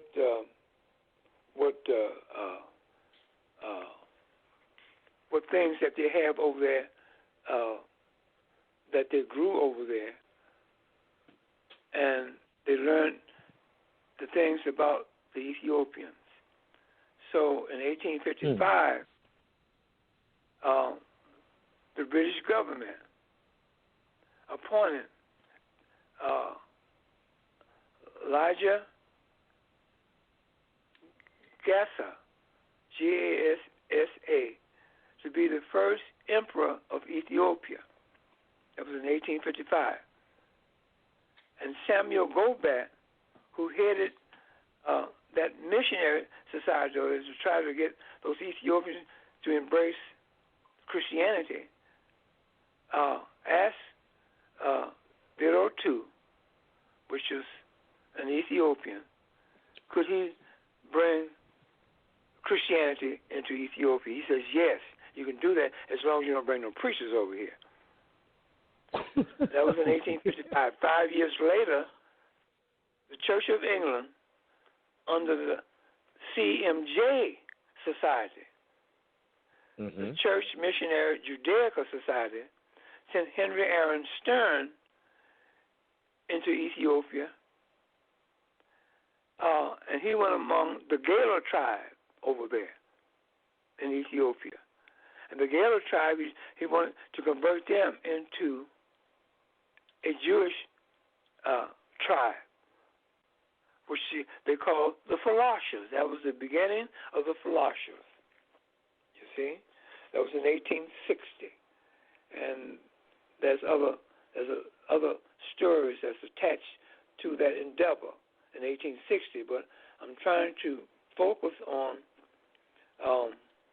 the AIU, Alliance Israelite Universal.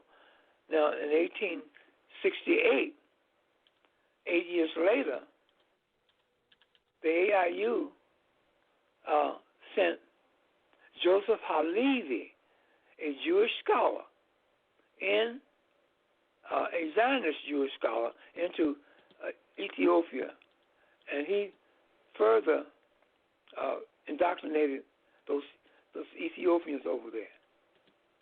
And that was in 1867. He stayed over there for 1 year, 1868.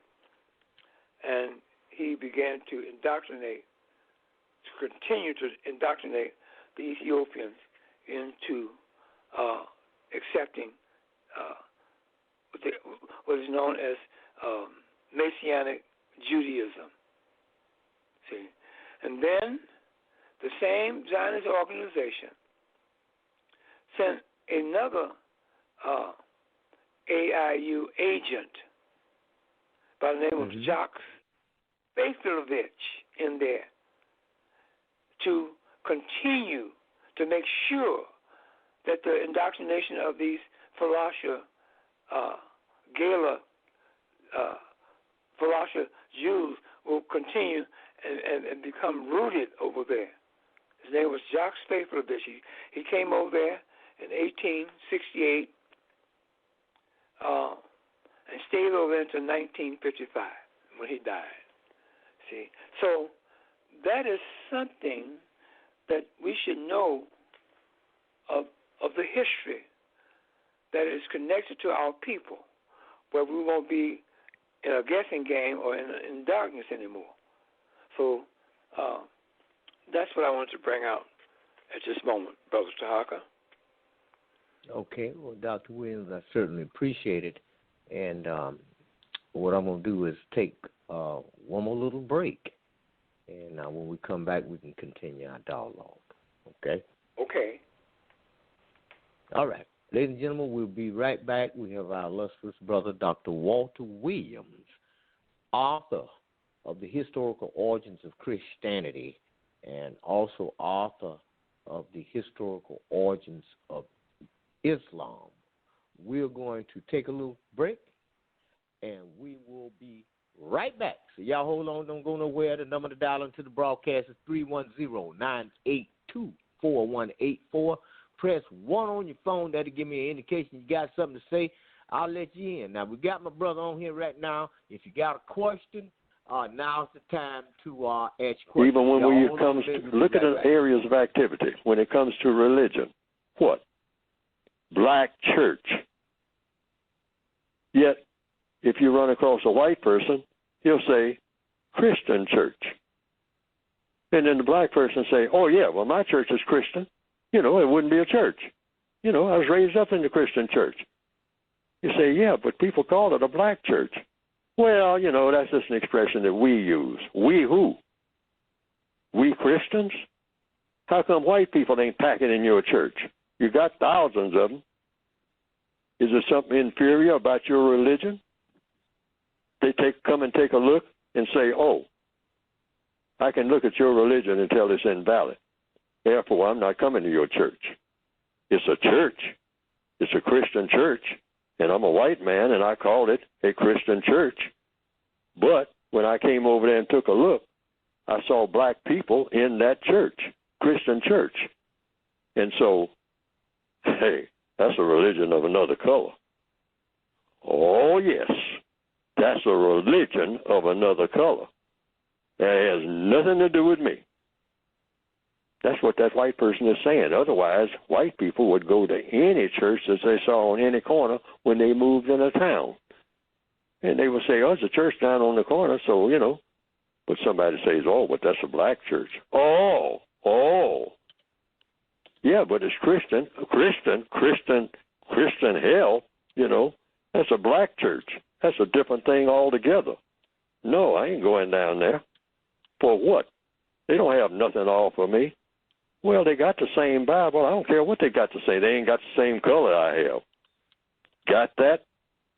Are you crazy?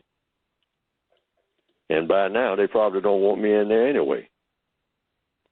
They'll think I shoot up the place.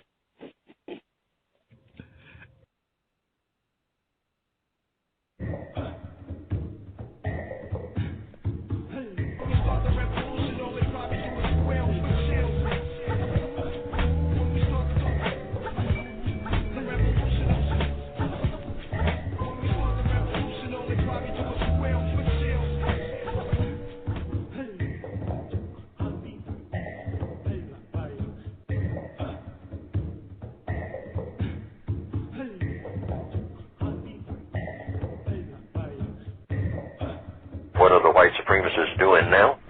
They're doing 4 basic things: racial showcasing, racial population tailoring, racial dislocation, and white sacrificing. And these 4 things are designed to produce maximum sophisticated confusion among the victims. And so far it's been somewhat successful worldwide. Now I'll start with the first one. What is racial showcasing? That means taking huge numbers of black people and putting them out front. There's going to be more of this all over the planet. Many millions of black people that you will see who will be rolling in money. They'll be able to showcase the places where they live. they'll be able to showcase their knowledge and expertise. So you have television now, you have all of the mediums for doing this, for showcasing huge numbers of black people. I will say it will eventually run into the millions, so many that you won't be able to count them. Now, what is this for? This is for any black person that starts talking about racism in the future is going to be laughed at, because they're going to be able to showcase so many black people who are what you call quote-unquote successful, that it will seem that racism has been put out of business. But white supremacy is a world business, and like any other business, it works on profits and losses, which means percentages. You go into business, you expect a certain amount of loss. If you're in the grocery business, well, you might have a load of asparagus that is spoiled. But overall, you will make more profits than you have losses if you're going to stay in the business. Now, so the white supremacists know that the cost of doing the business of white supremacy is going up. They can no longer get away with Joe Louis and Lena Horne like they did years ago. They have to have many, many, many more black people who are going to be showcased. I made up this term just to explain it. You have to make up terms, because they won't make them up for you. So now that's the first phase, or one of the first elements in the maximum confusion. And so that black people won't be able to say, they'll say, well, you know, it must be something wrong with me that I'm down and out and don't have a biscuit to eat, because there are so many millions of black people who have so much, so it can't be race. But see, for the 4 or 5 million black people who will be showcased, there will be hundreds of millions worldwide who won't have a biscuit. That's the way the business operates in the future and will be. That's the way it seems to be going according to what? The evidence, according to the logic. The other is racial population tailoring. That's number 2, meaning they're going to be killing huge numbers, either directly or indirectly, of non-white people. When I say black people, I mean, you know, non-white. Anybody who's in the non-white category, and doing this on an ongoing basis. Not to try to kill them all, because when you're in the business of racism, you don't kill off the thing that you need in order to keep racism going. Your ego trip, which is what it's really all about. But you do tailor the population so you can keep them controlled. So you'll kill off a few million in the Congo, then a few years up the road, you'll kill off a few million in Nigeria, and a few years up the road, you'll kill off a few in Mexico, and on and on and on. And you will highly select the places where you do this. You'll have it all computerized, where you kill off huge numbers. Or you have them, even better still, kill off each other, like you do in most of the cities in the northwestern part of the world, called the northwestern hemisphere. Having black people gun down each other, you know, non-white people, the brown people gunning down each other, gangs and all that other foolishness. See? And you kill them off, you know, and you just keep this going and you egg it on. And you put things in place that will see to it that it just keeps going that way. It never stops, because that's the mentality of the people. And this is racial population tailoring. In other places where the people are reasonably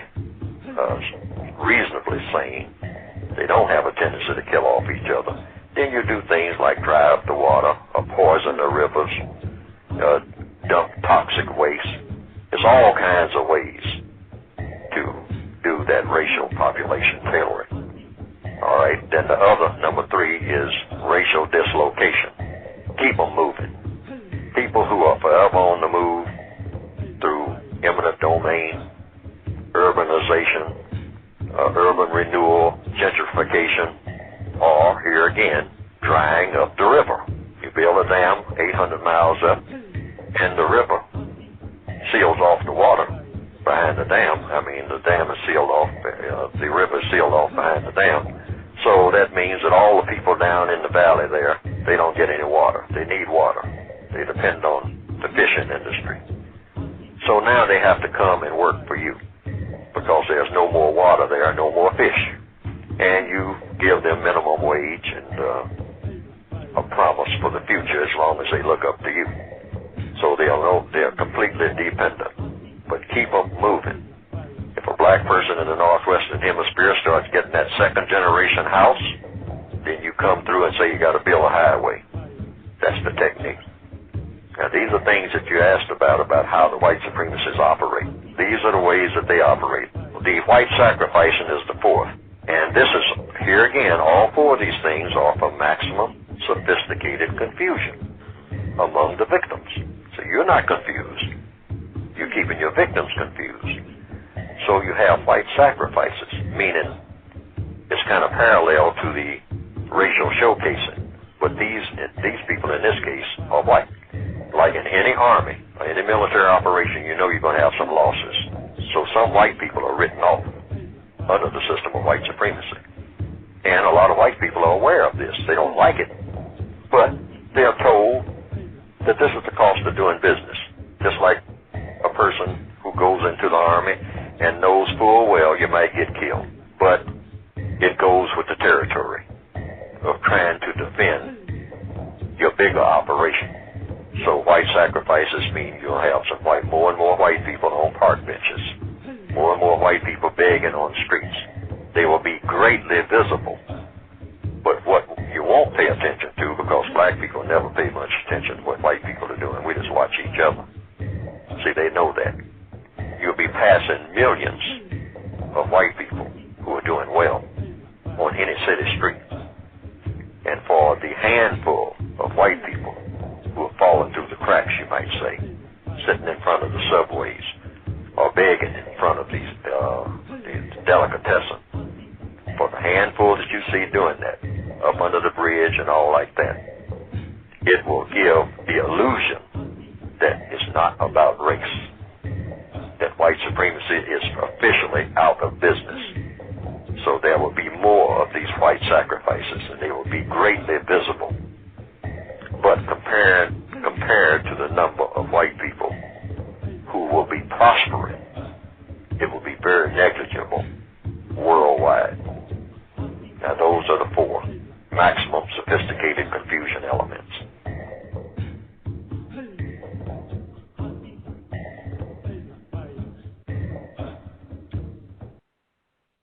Okay, ladies and gentlemen, we're back with our special guest tonight, Dr. Walter Williams, and we are discussing the myths of the Dead Sea Scrolls.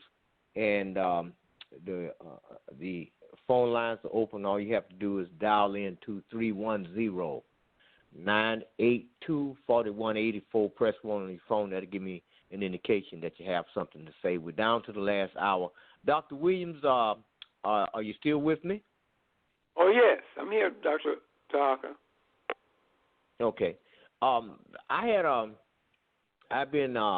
What I've done is I've switched gears somewhat, and I've created for myself a educational curriculum, and I made it as convenient as I possibly could for myself to keep from putting too much stress and strain on myself in order to get the maximum amount of information that I can on a daily basis.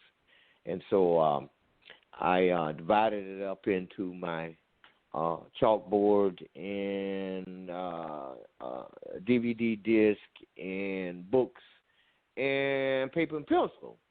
And I've been dealing with this thing here recently because I've been running into a lot of people, and we've been hosting a lot of meetings. And I had a classic, one last night and several days hence. I had one with a young man. He come around, and he and I sit down to the table across from each other, man to man, to discuss this thing. And I had some questions for him. Because I asked him, I said, do you vote? And in your opinion, is voting important? And he said, of course voting is important, and yes, I do. I said, well, how do you vote? Do you vote Republican? Do you vote Democrat? How do you do that? He said, no. He said, I always vote conservative. I said, okay. I said, you look just like me, right? I said, we're brothers. Yeah, I understand what you mean. I said, okay. Now, in my opinion, I need you to correct me if I'm wrong. I said we don't own a nation of police department. We don't own a nation of hospitals. We don't own a military, no Navy, no Marines, no Air Force, no Army, no Marines. We don't own any of that. So my question to you, brother, I say, what is it that you think you have to conserve? And then there was quiet. And I say, have you ever voted Democrat or Republican? He said, yes, I used to vote Democrat. I said, well, if you used to vote Democrat, I need you to answer this question. Exactly what is a Democrat? And what is it that a Democrat does that nobody else on earth don't do? He didn't answer that. I said, "Now I don't want to hang you up with that, because I'm a firm believer that whatever it is that somebody brings to you, offers you, attempts to convince you about doing something different, you have to ask yourself a question. Is what they're bringing to me or giving me or offering me, is this going to be an improvement on what I already got going? And I already always do that. Now, as far as the last night, I was talking to a young man, and he told me, I asked him, I said, do you believe in God? Do you believe in Jesus? He said, yes, I do. I believe it. Of course I believe in God. And yes, I believe in Jesus. And I said, well, have you ever seen any of them? And he says, no, I never seen them. I say, so you're telling me that you believe in somebody that you ain't never seen? He said, well, I have to say, well, yes. I said, well, do you think there's anything wrong with that? No, and it doesn't matter what nobody say. I know what I believe. And I said, well, I tell you what, because I don't want you to get excited. I said, could you tell me everything that you know for a fact and you can prove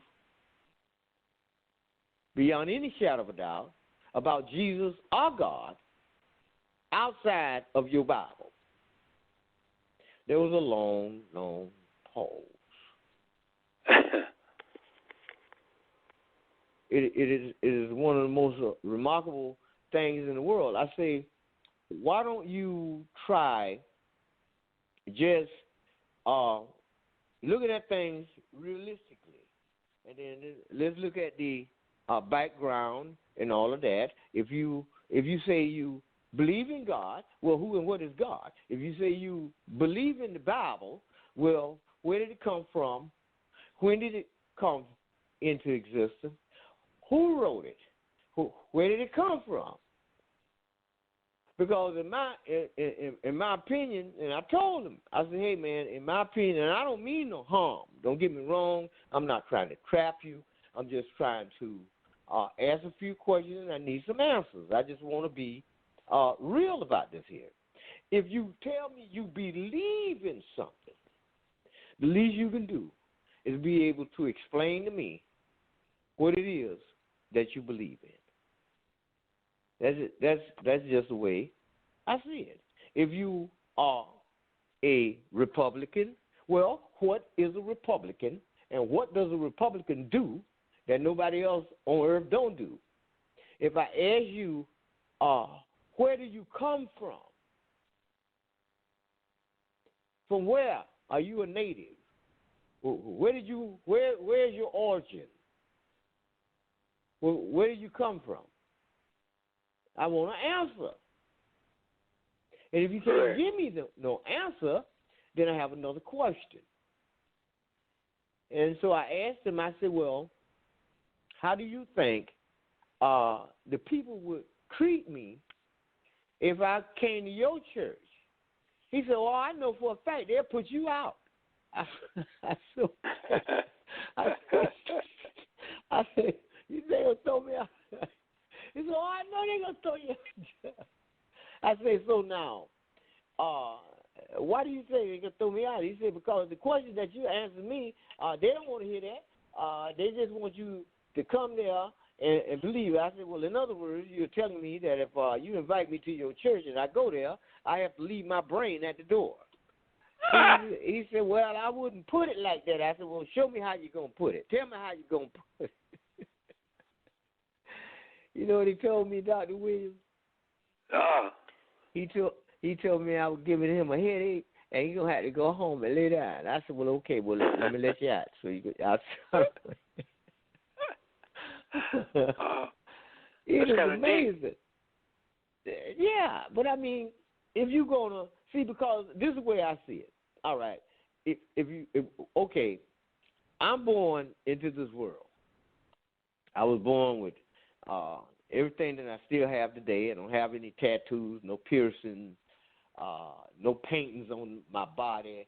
I don't need none of that. I was covered in magnificent bronze covering. I call it my skin. But anyway, I had a brain. I have a brain inside my skull. I have hands, eyes, feet, nose, mouth, ears, and all that.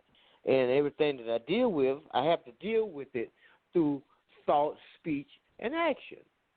And I'm a firm believer that if you're involved in something or you're going to participate in something, the least you can do is become effective in whatever it is that you are participating in. Otherwise, you're just wasting your time. Because I've been busy doing this and stuff for quite a while, and, I had to, in order for me to put this thing together, I've been like MIA in all of this business for a while, but I finally got it down, and I've created the curriculum, and I'm test firing it, and I went out and dealt with some people the other day and told them what I was doing, and they thought it was great and all that, and I tested it out on the Jamaican brothers and stuff, and they was shocked beyond belief. White folks, they just turned and ran the other way. The Christians slammed the door, and all kinds of stuff was going on. But we have a caller with their hand raised, and they have a question for you. At area code 972, some open up the phone line. Hello. Hello, 972. You on the air. Miss Hunter, come on in. Hey, Brother Tarhaka and Brother Williams. I got a question for you guys. I've been listening to you for a while now. Can you hear me okay? Yeah, we hear you. Yeah, we can hear you. Okay, good. All right, so I get everything about the Jesus and your thoughts, Dr. Williams, on all of it being a lie or a hoax or untruth on any organized religion. But what I want to know is, where do you stand on the man, the first man? So if we're the oldest ancient Egyptians, we're the oldest known civilization. We're the first people on the face of the earth. How did we get here? Which theory do you support? Since it can't be Adam and Eve, since the Bible was a lie, and we didn't all start that way, and did we form from apes as they say we did, or was it a Big Bang theory? What's your theory on that? And then my other question, my second question is, I want to know. One at a time, sweetheart. Okay. Okay, go ahead with that one then. Where are you calling from? Oh, I'm in Jacksonville, Florida. Oh, okay. Now, first place, I never said that the ancient Egyptians, who are Africans, who we are descendants of, was the world's first and oldest people on this planet. I never said that. I said the ancient Egyptians, who are Africans, who are our ancestors, are the world's first and oldest civilized people on this planet. Why? Because they created an alphabet to make themselves civilized and literate. You see? Okay. I never said that they were the first people on planet Earth. Anybody tells me that, I say, well, no, you can't prove. There's no way you can prove that. Okay? You can say that the ancient Egyptians are the world's first and oldest civilized people on Earth. The way you can prove that is by them creating the world's first alphabet to make themselves and the world literate. Okay? Now, the second part of your question is, what created the first man and the first woman? What created them? How did they get here? And where did they come from? I'll give you the answer.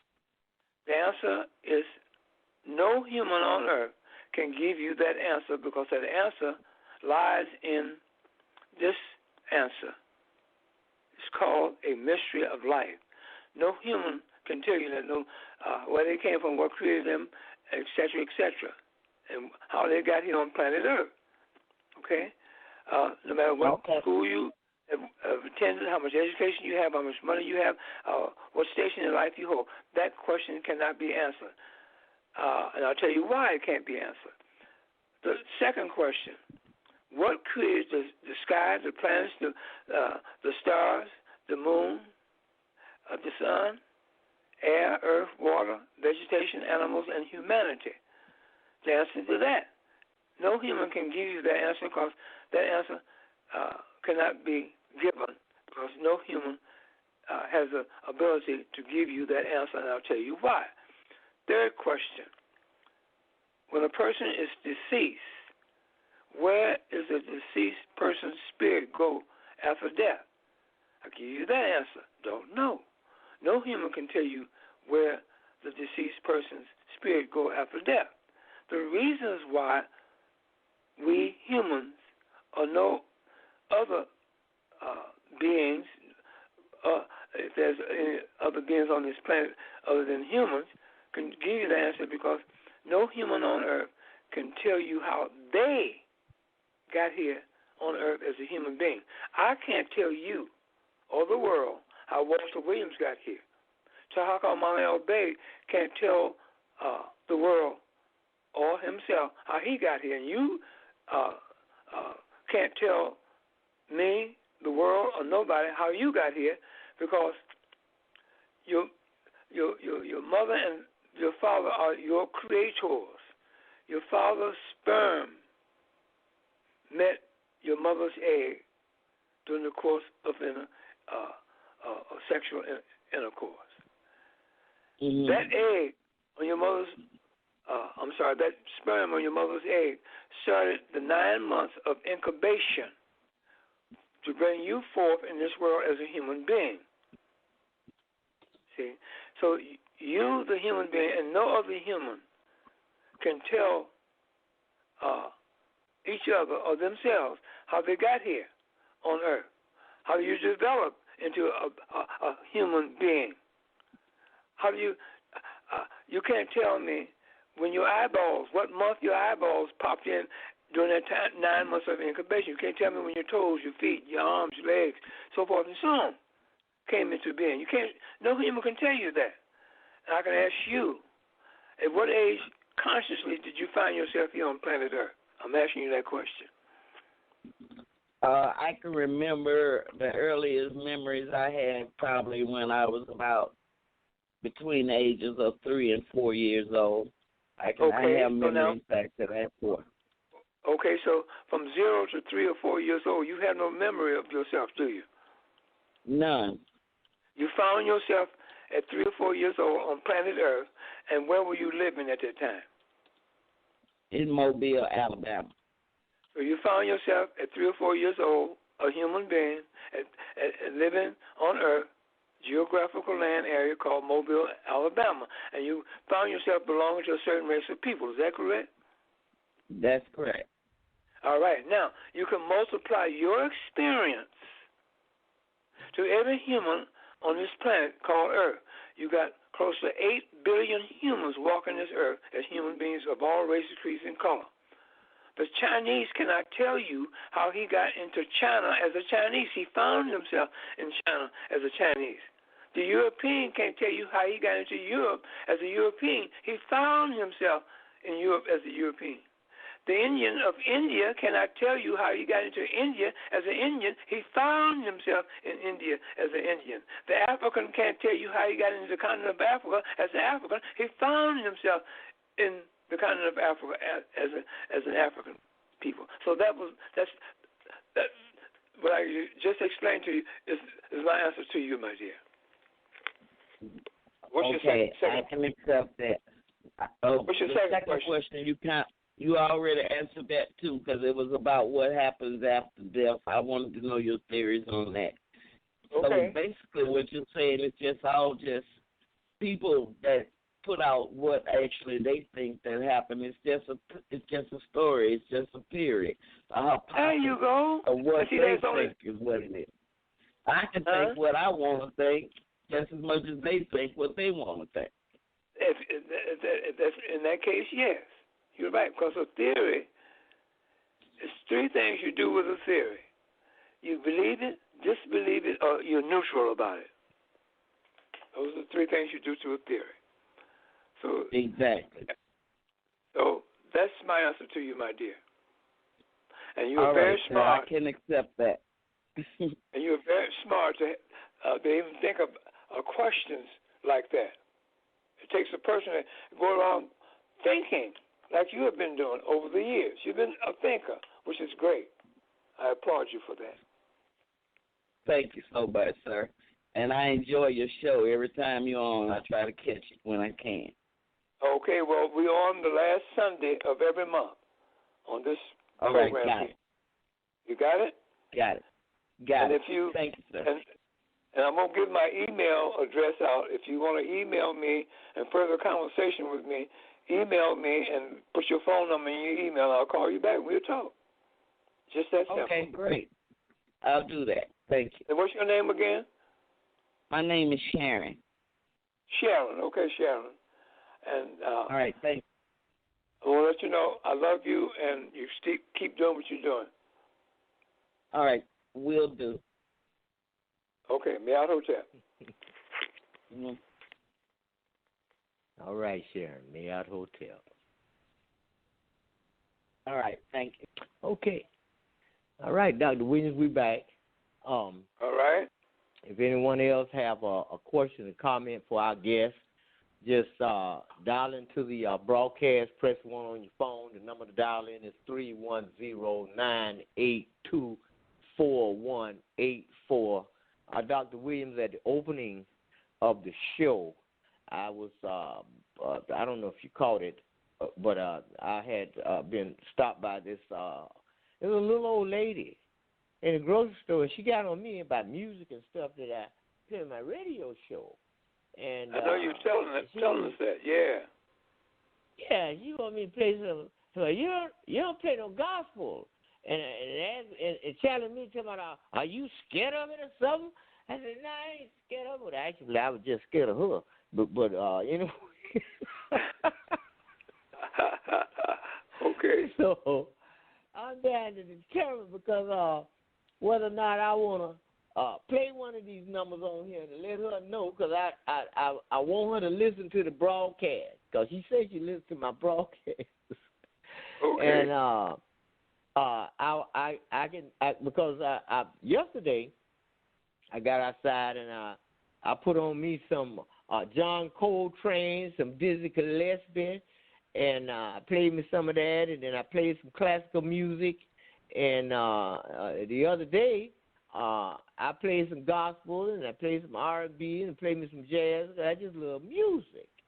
Right. And if I'm outside chilling out, because I work so hard, and I'm doing so many things, and sometimes I just have to rest, man.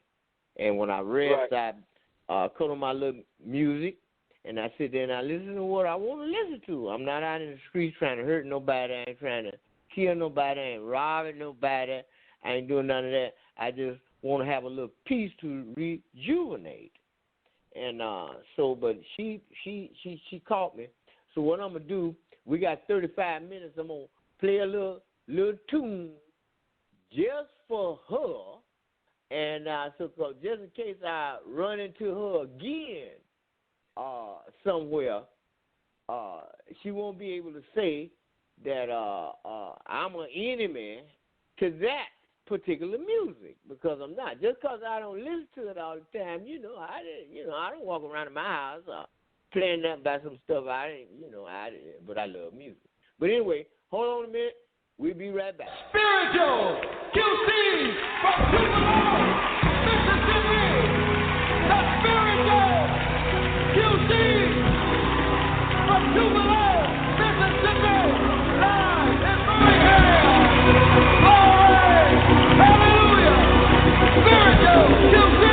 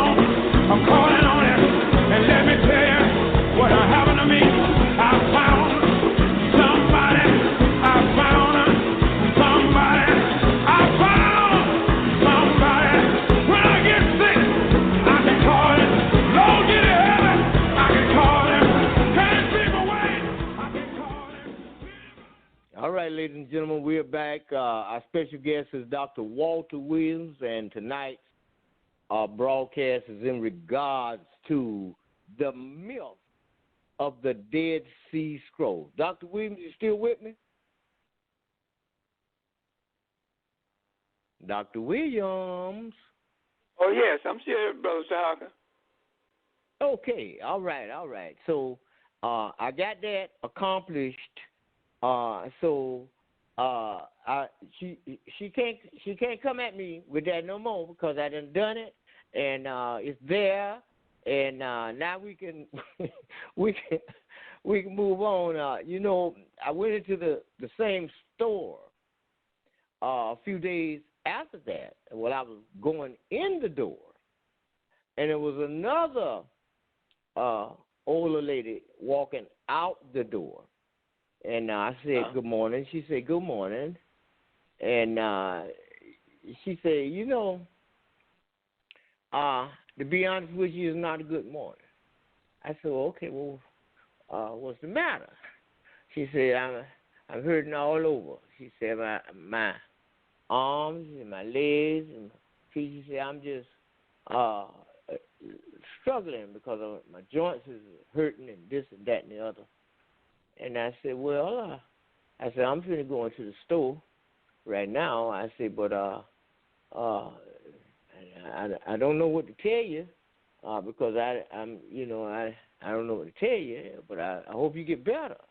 He said, well, okay, and I'm going to do my best, and I'm going to try to just go on and make it the best I can. I said, well, all right. And I went on in the store, and I don't stay in no store long because I already know what I want before I go there. But when I came out of the store, I was headed back home, and when I bent the corner on the building down from the store, I noticed that I could see her still walking, going across the parking lot area. I just kept on walking, and I caught up with her. I said, look, I got something that might can make you feel better. She said, you do? I said, yeah. I said, now, this is what I'm going to do. I said, I live in the house right there. She said, see the house right there? I said, I live right there. I said, where you live? She said, I live right around this corner right here.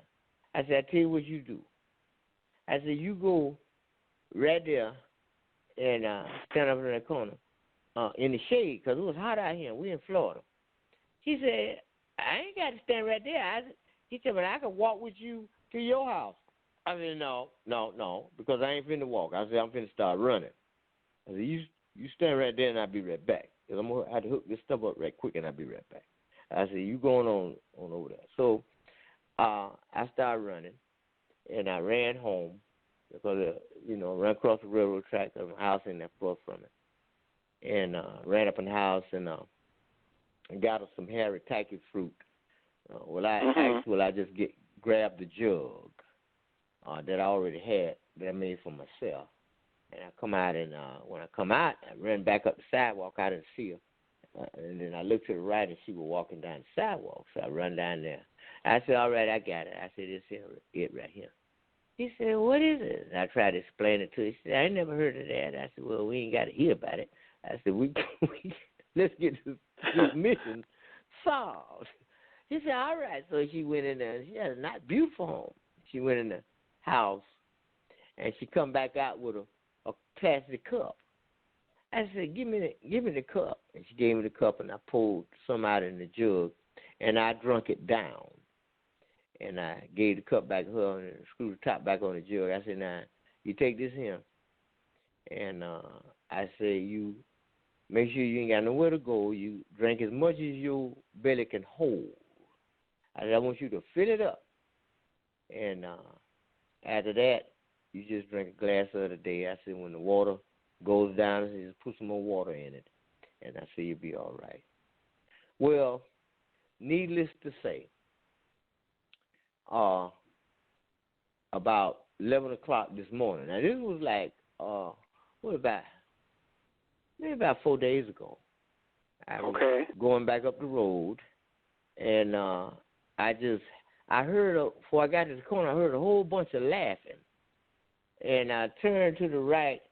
Her and her neighbor, because they live next door to her, both of them standing out in front of the fence, and they talking. And I looked down there, and I seen her, and boy, she was down there. She was just laughing, cutting the mustard. She wasn't nothing like the day that I seen her. I said, well, okay. I say, mission accomplished. And I went on up to the store. Ain't had nothing to do with no Jesus, no God, no none of that. It was just the medicine and stuff that I gave her, which was all natural and all of that good stuff. And but anyway, now the question that I have for you now is, what else do you have to tell us that we may not have covered in regards to the Dead Sea Scrolls? Is there anything we missed, or what is significant that we need to understand over and above what we already discussed tonight? Well, I think I had covered everything in an overview of why the Dead Sea Scrolls, as I deem them, to be 20th century European fakes, because the Dead Sea Scrolls is trying to establish a pseudepigrapha, which the word means false and fictitious characters that are abounding in the Bible. And you cannot take the Bible literal, nor is the Bible a history book. Like all of the scholars today, especially in the European academic world, know that the Bible is not a book of history. And I've given you several examples of who I'm talking about and what I'm talking about, and things like that. So these Dead Sea Scrolls is brought forth and created to try to establish a biblical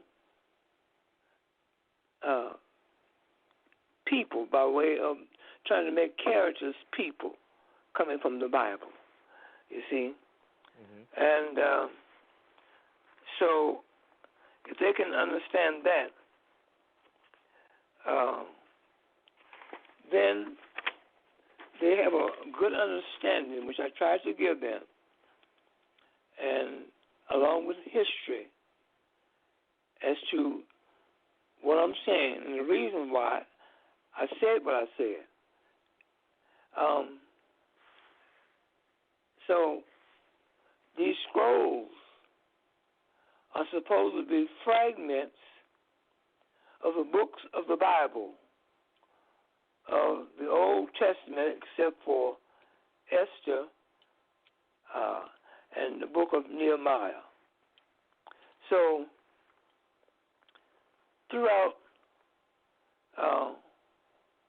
the so-called Dead Sea Scrolls, conversation-wise, the Dead Sea Scrolls are connected to the Bible and the biblical characters in the Bible with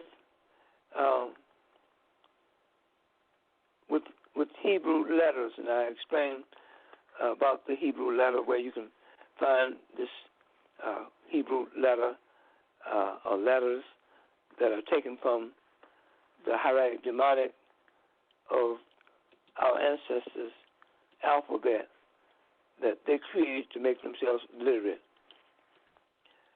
And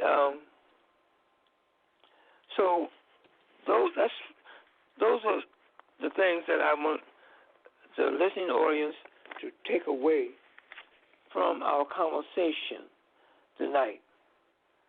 about the Dead Sea Scrolls. So don't let nobody fool you about the so-called Dead Sea Scrolls. They are 20th century European fakes. And I broke it down for you the best I could without taking up too much of your time. But I broke it down to you in a very simplistic explanation.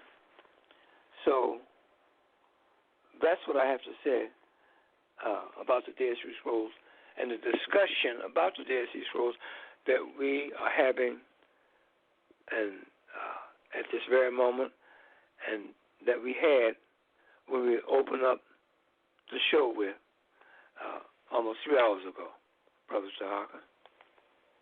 Okay, I've been going back and forth, listening to you and doing what I have to do on the switchboard, and we have someone in the chat room. He stated that over and above all else that we have already went from 0 to 9, but he is saying there's some type of profound knowledge or information in the Dead Sea Scrolls.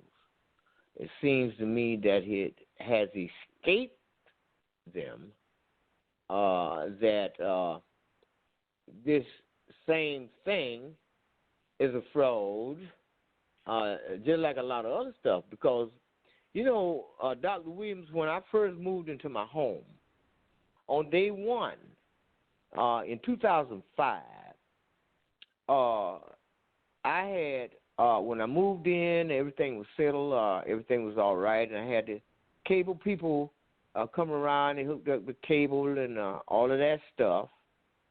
And I cut on the cable, and when I cut it on, it immediately, this station was on. It was a cable station. I don't remember what the name of it was, but there was a European gentleman. He was doing a speaking engagement in front of an entire room full of other Europeans, and every once in a while they'll pan the camera and stuff, and I didn't see anybody in there that looked like me and you.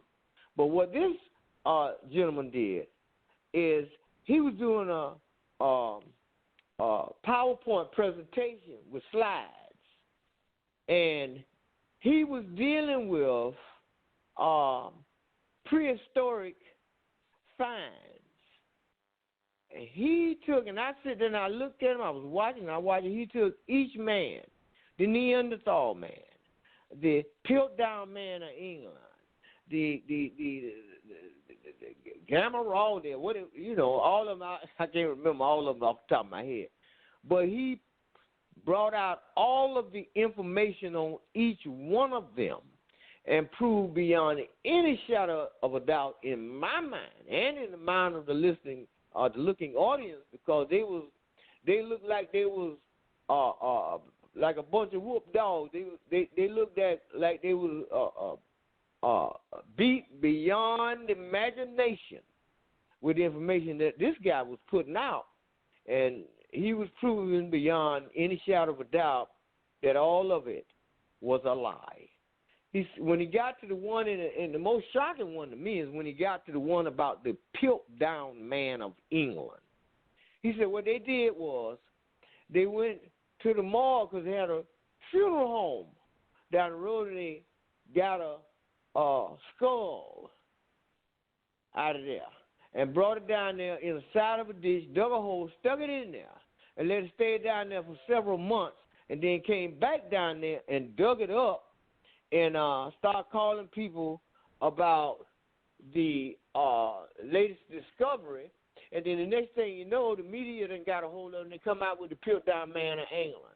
But he took every last one of them and proved beyond any shadow of a doubt it was a lie. I didn't have no recording devices. I didn't have no way to capture that, and I don't know which way it went. I've been searching, trying to find it, because we didn't have all this YouTube stuff like we got going now. And I don't know where to get it from. But I tell you what, that was riveting to me. And on that day, for the first time, I'm in my home. I'm by myself.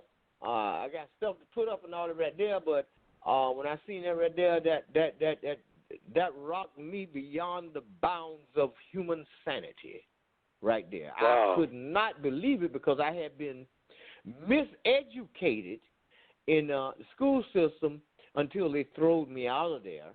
And but on this particular day, when I seen that launch touched a need for an investigation on my part about everything else. Because if you, this is just the way I see it, if you're dealing with something and you find out there's a lie somewhere about it, well, first thing you want to know, once you run into that, then you want to start looking at other things. You see, well, let me check over here about this right here, That's right. Because you can, the way I see it, I came to the conclusion that the most interesting animal in the zoo, we got zoos all across the United States, but the most interesting animal in the zoo, in my opinion, is not the lions and the tigers and bears and all of that. It is the fox. And I tell people that, but I remember my mama told me, she said, you know what? She said, your granddaddy used to, which is her daddy, used to take us to the zoo. And her and him and my grandmama, she said he would let grandmama take them and see all the animals in the zoo. But he would go and stand right in front of the fox cage and watch the fox through the whole thing. So he won't look at no other animals, just the fox. Wow. Just him. And I remember one time I asked my Aunt Laura, I said, Laura, I said, you got the chickens out there. I said, you got the grapevine down the hill. I said, you got everything you need. House on the hill, and you don't go to the store. You've been on this hill for over 60 years. When she died, she was over 100-something years old, right around. I think they've been trying to cover it up, but I think it's probably about 116 years old. But she, I see, any foxes around here? He said, no, no foxes around here. She said, I haven't seen one around here. I said, well, if you seen one, what you going to do? He said, ain't nothing you could do. I said, ain't nothing you could do. No, ain't nothing you could do. So I said, okay. And then I started doing some research, and I ran into some information about a creature called a termite. And so when I read that information, I go around to because I love plants and stuff, and I go around to different places, and I ask them, do you have anything for termites? They say, nope. I say, we don't invest in them because there's nothing you can do. Say you can't stop them. I said, okay. So now, in my opinion, if we're going to be effective with thought, speech, and action, and we're going to deal with exposing lies under a system that's in place, which deals with economics, education, entertainment, labor law, politics, religion, sex, and war, and we're going to replace that system with a system of justice, I think we should pay close attention to nature and perhaps imitate some of it. What do you think? Well, that makes sense. You got to pay close attention to nature because you get everything from nature that will keep us humans here alive longer. If you understand what nature has produced for us to do just that, and you know your body because you have studied your body and you know what's good for your blood type, because you have studied your blood type by way of knowing what foods to eat and what foods to avoid and what foods are detrimental to your body. And that goes for drinks, liquid as well. So, yes, I can see that. I can see that. Now, let me bring this to the listening audience in one definition that I want them to hear this, what I'm about to say, and I want it to sink in. The Dead Sea Scrolls are used to prove the Bible stories and Jews in Palestine. That's what the Dead Sea Scrolls is about. Do you understand that? The Dead Sea Scrolls are used to prove the Bible stories and Jews in Palestine. That's it, right? In a nutshell. Okay? So,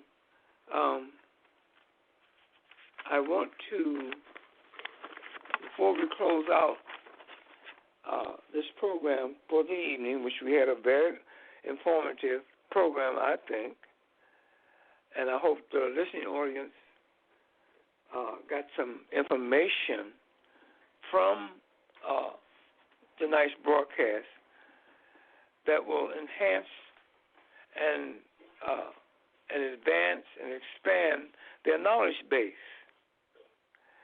So I want to set you down. I'm going to sing a little song and want them to find their way back to ancient Egypt. There is room at the pyramid for you. There is room at the pyramid, for you. Millions have come and millions have gone, but there's room at the pyramid for you. There is room at the pyramid for you. There is room at the pyramid, for you. You may be poor or you may be rich, but there's still room at the pyramid for you.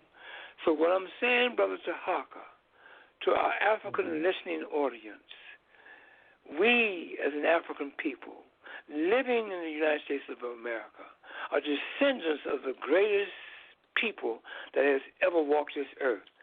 They're known to us today as the ancient Egyptians, those Africans who brought civilization to all of mankind that we are still using today as I speak.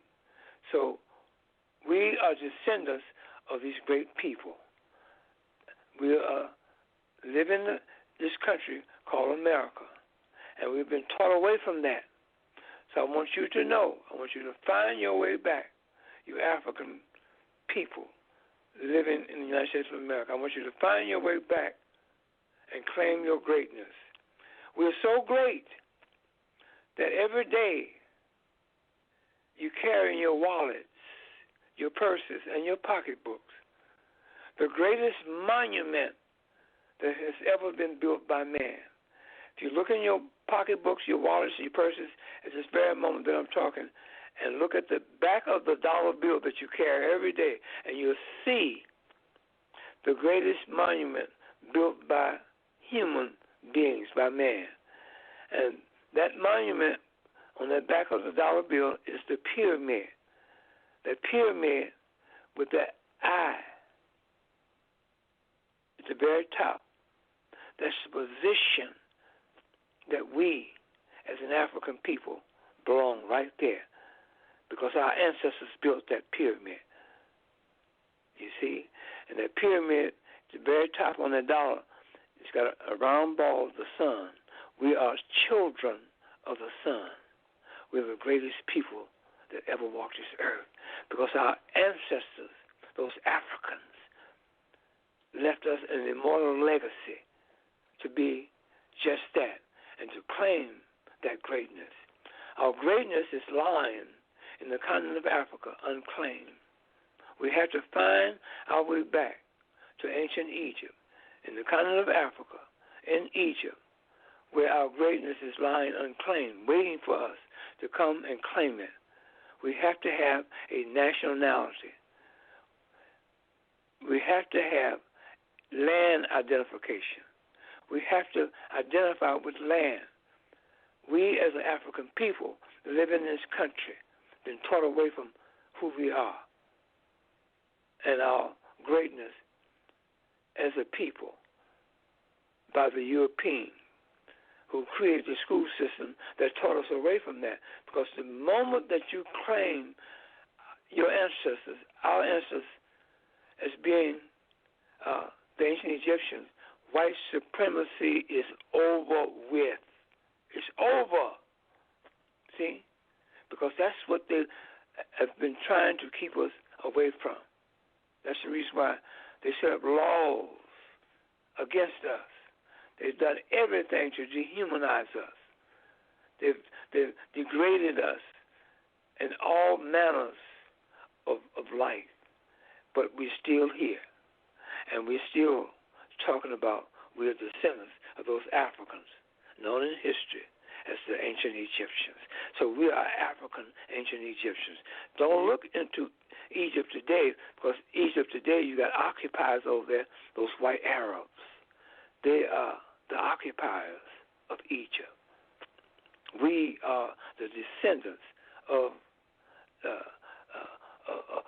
people that created culture to bring forth civilization through their culture in ancient Egypt. So you call yourself African ancient Egyptians. I'm going to show you how great our people are. We have music in the world today.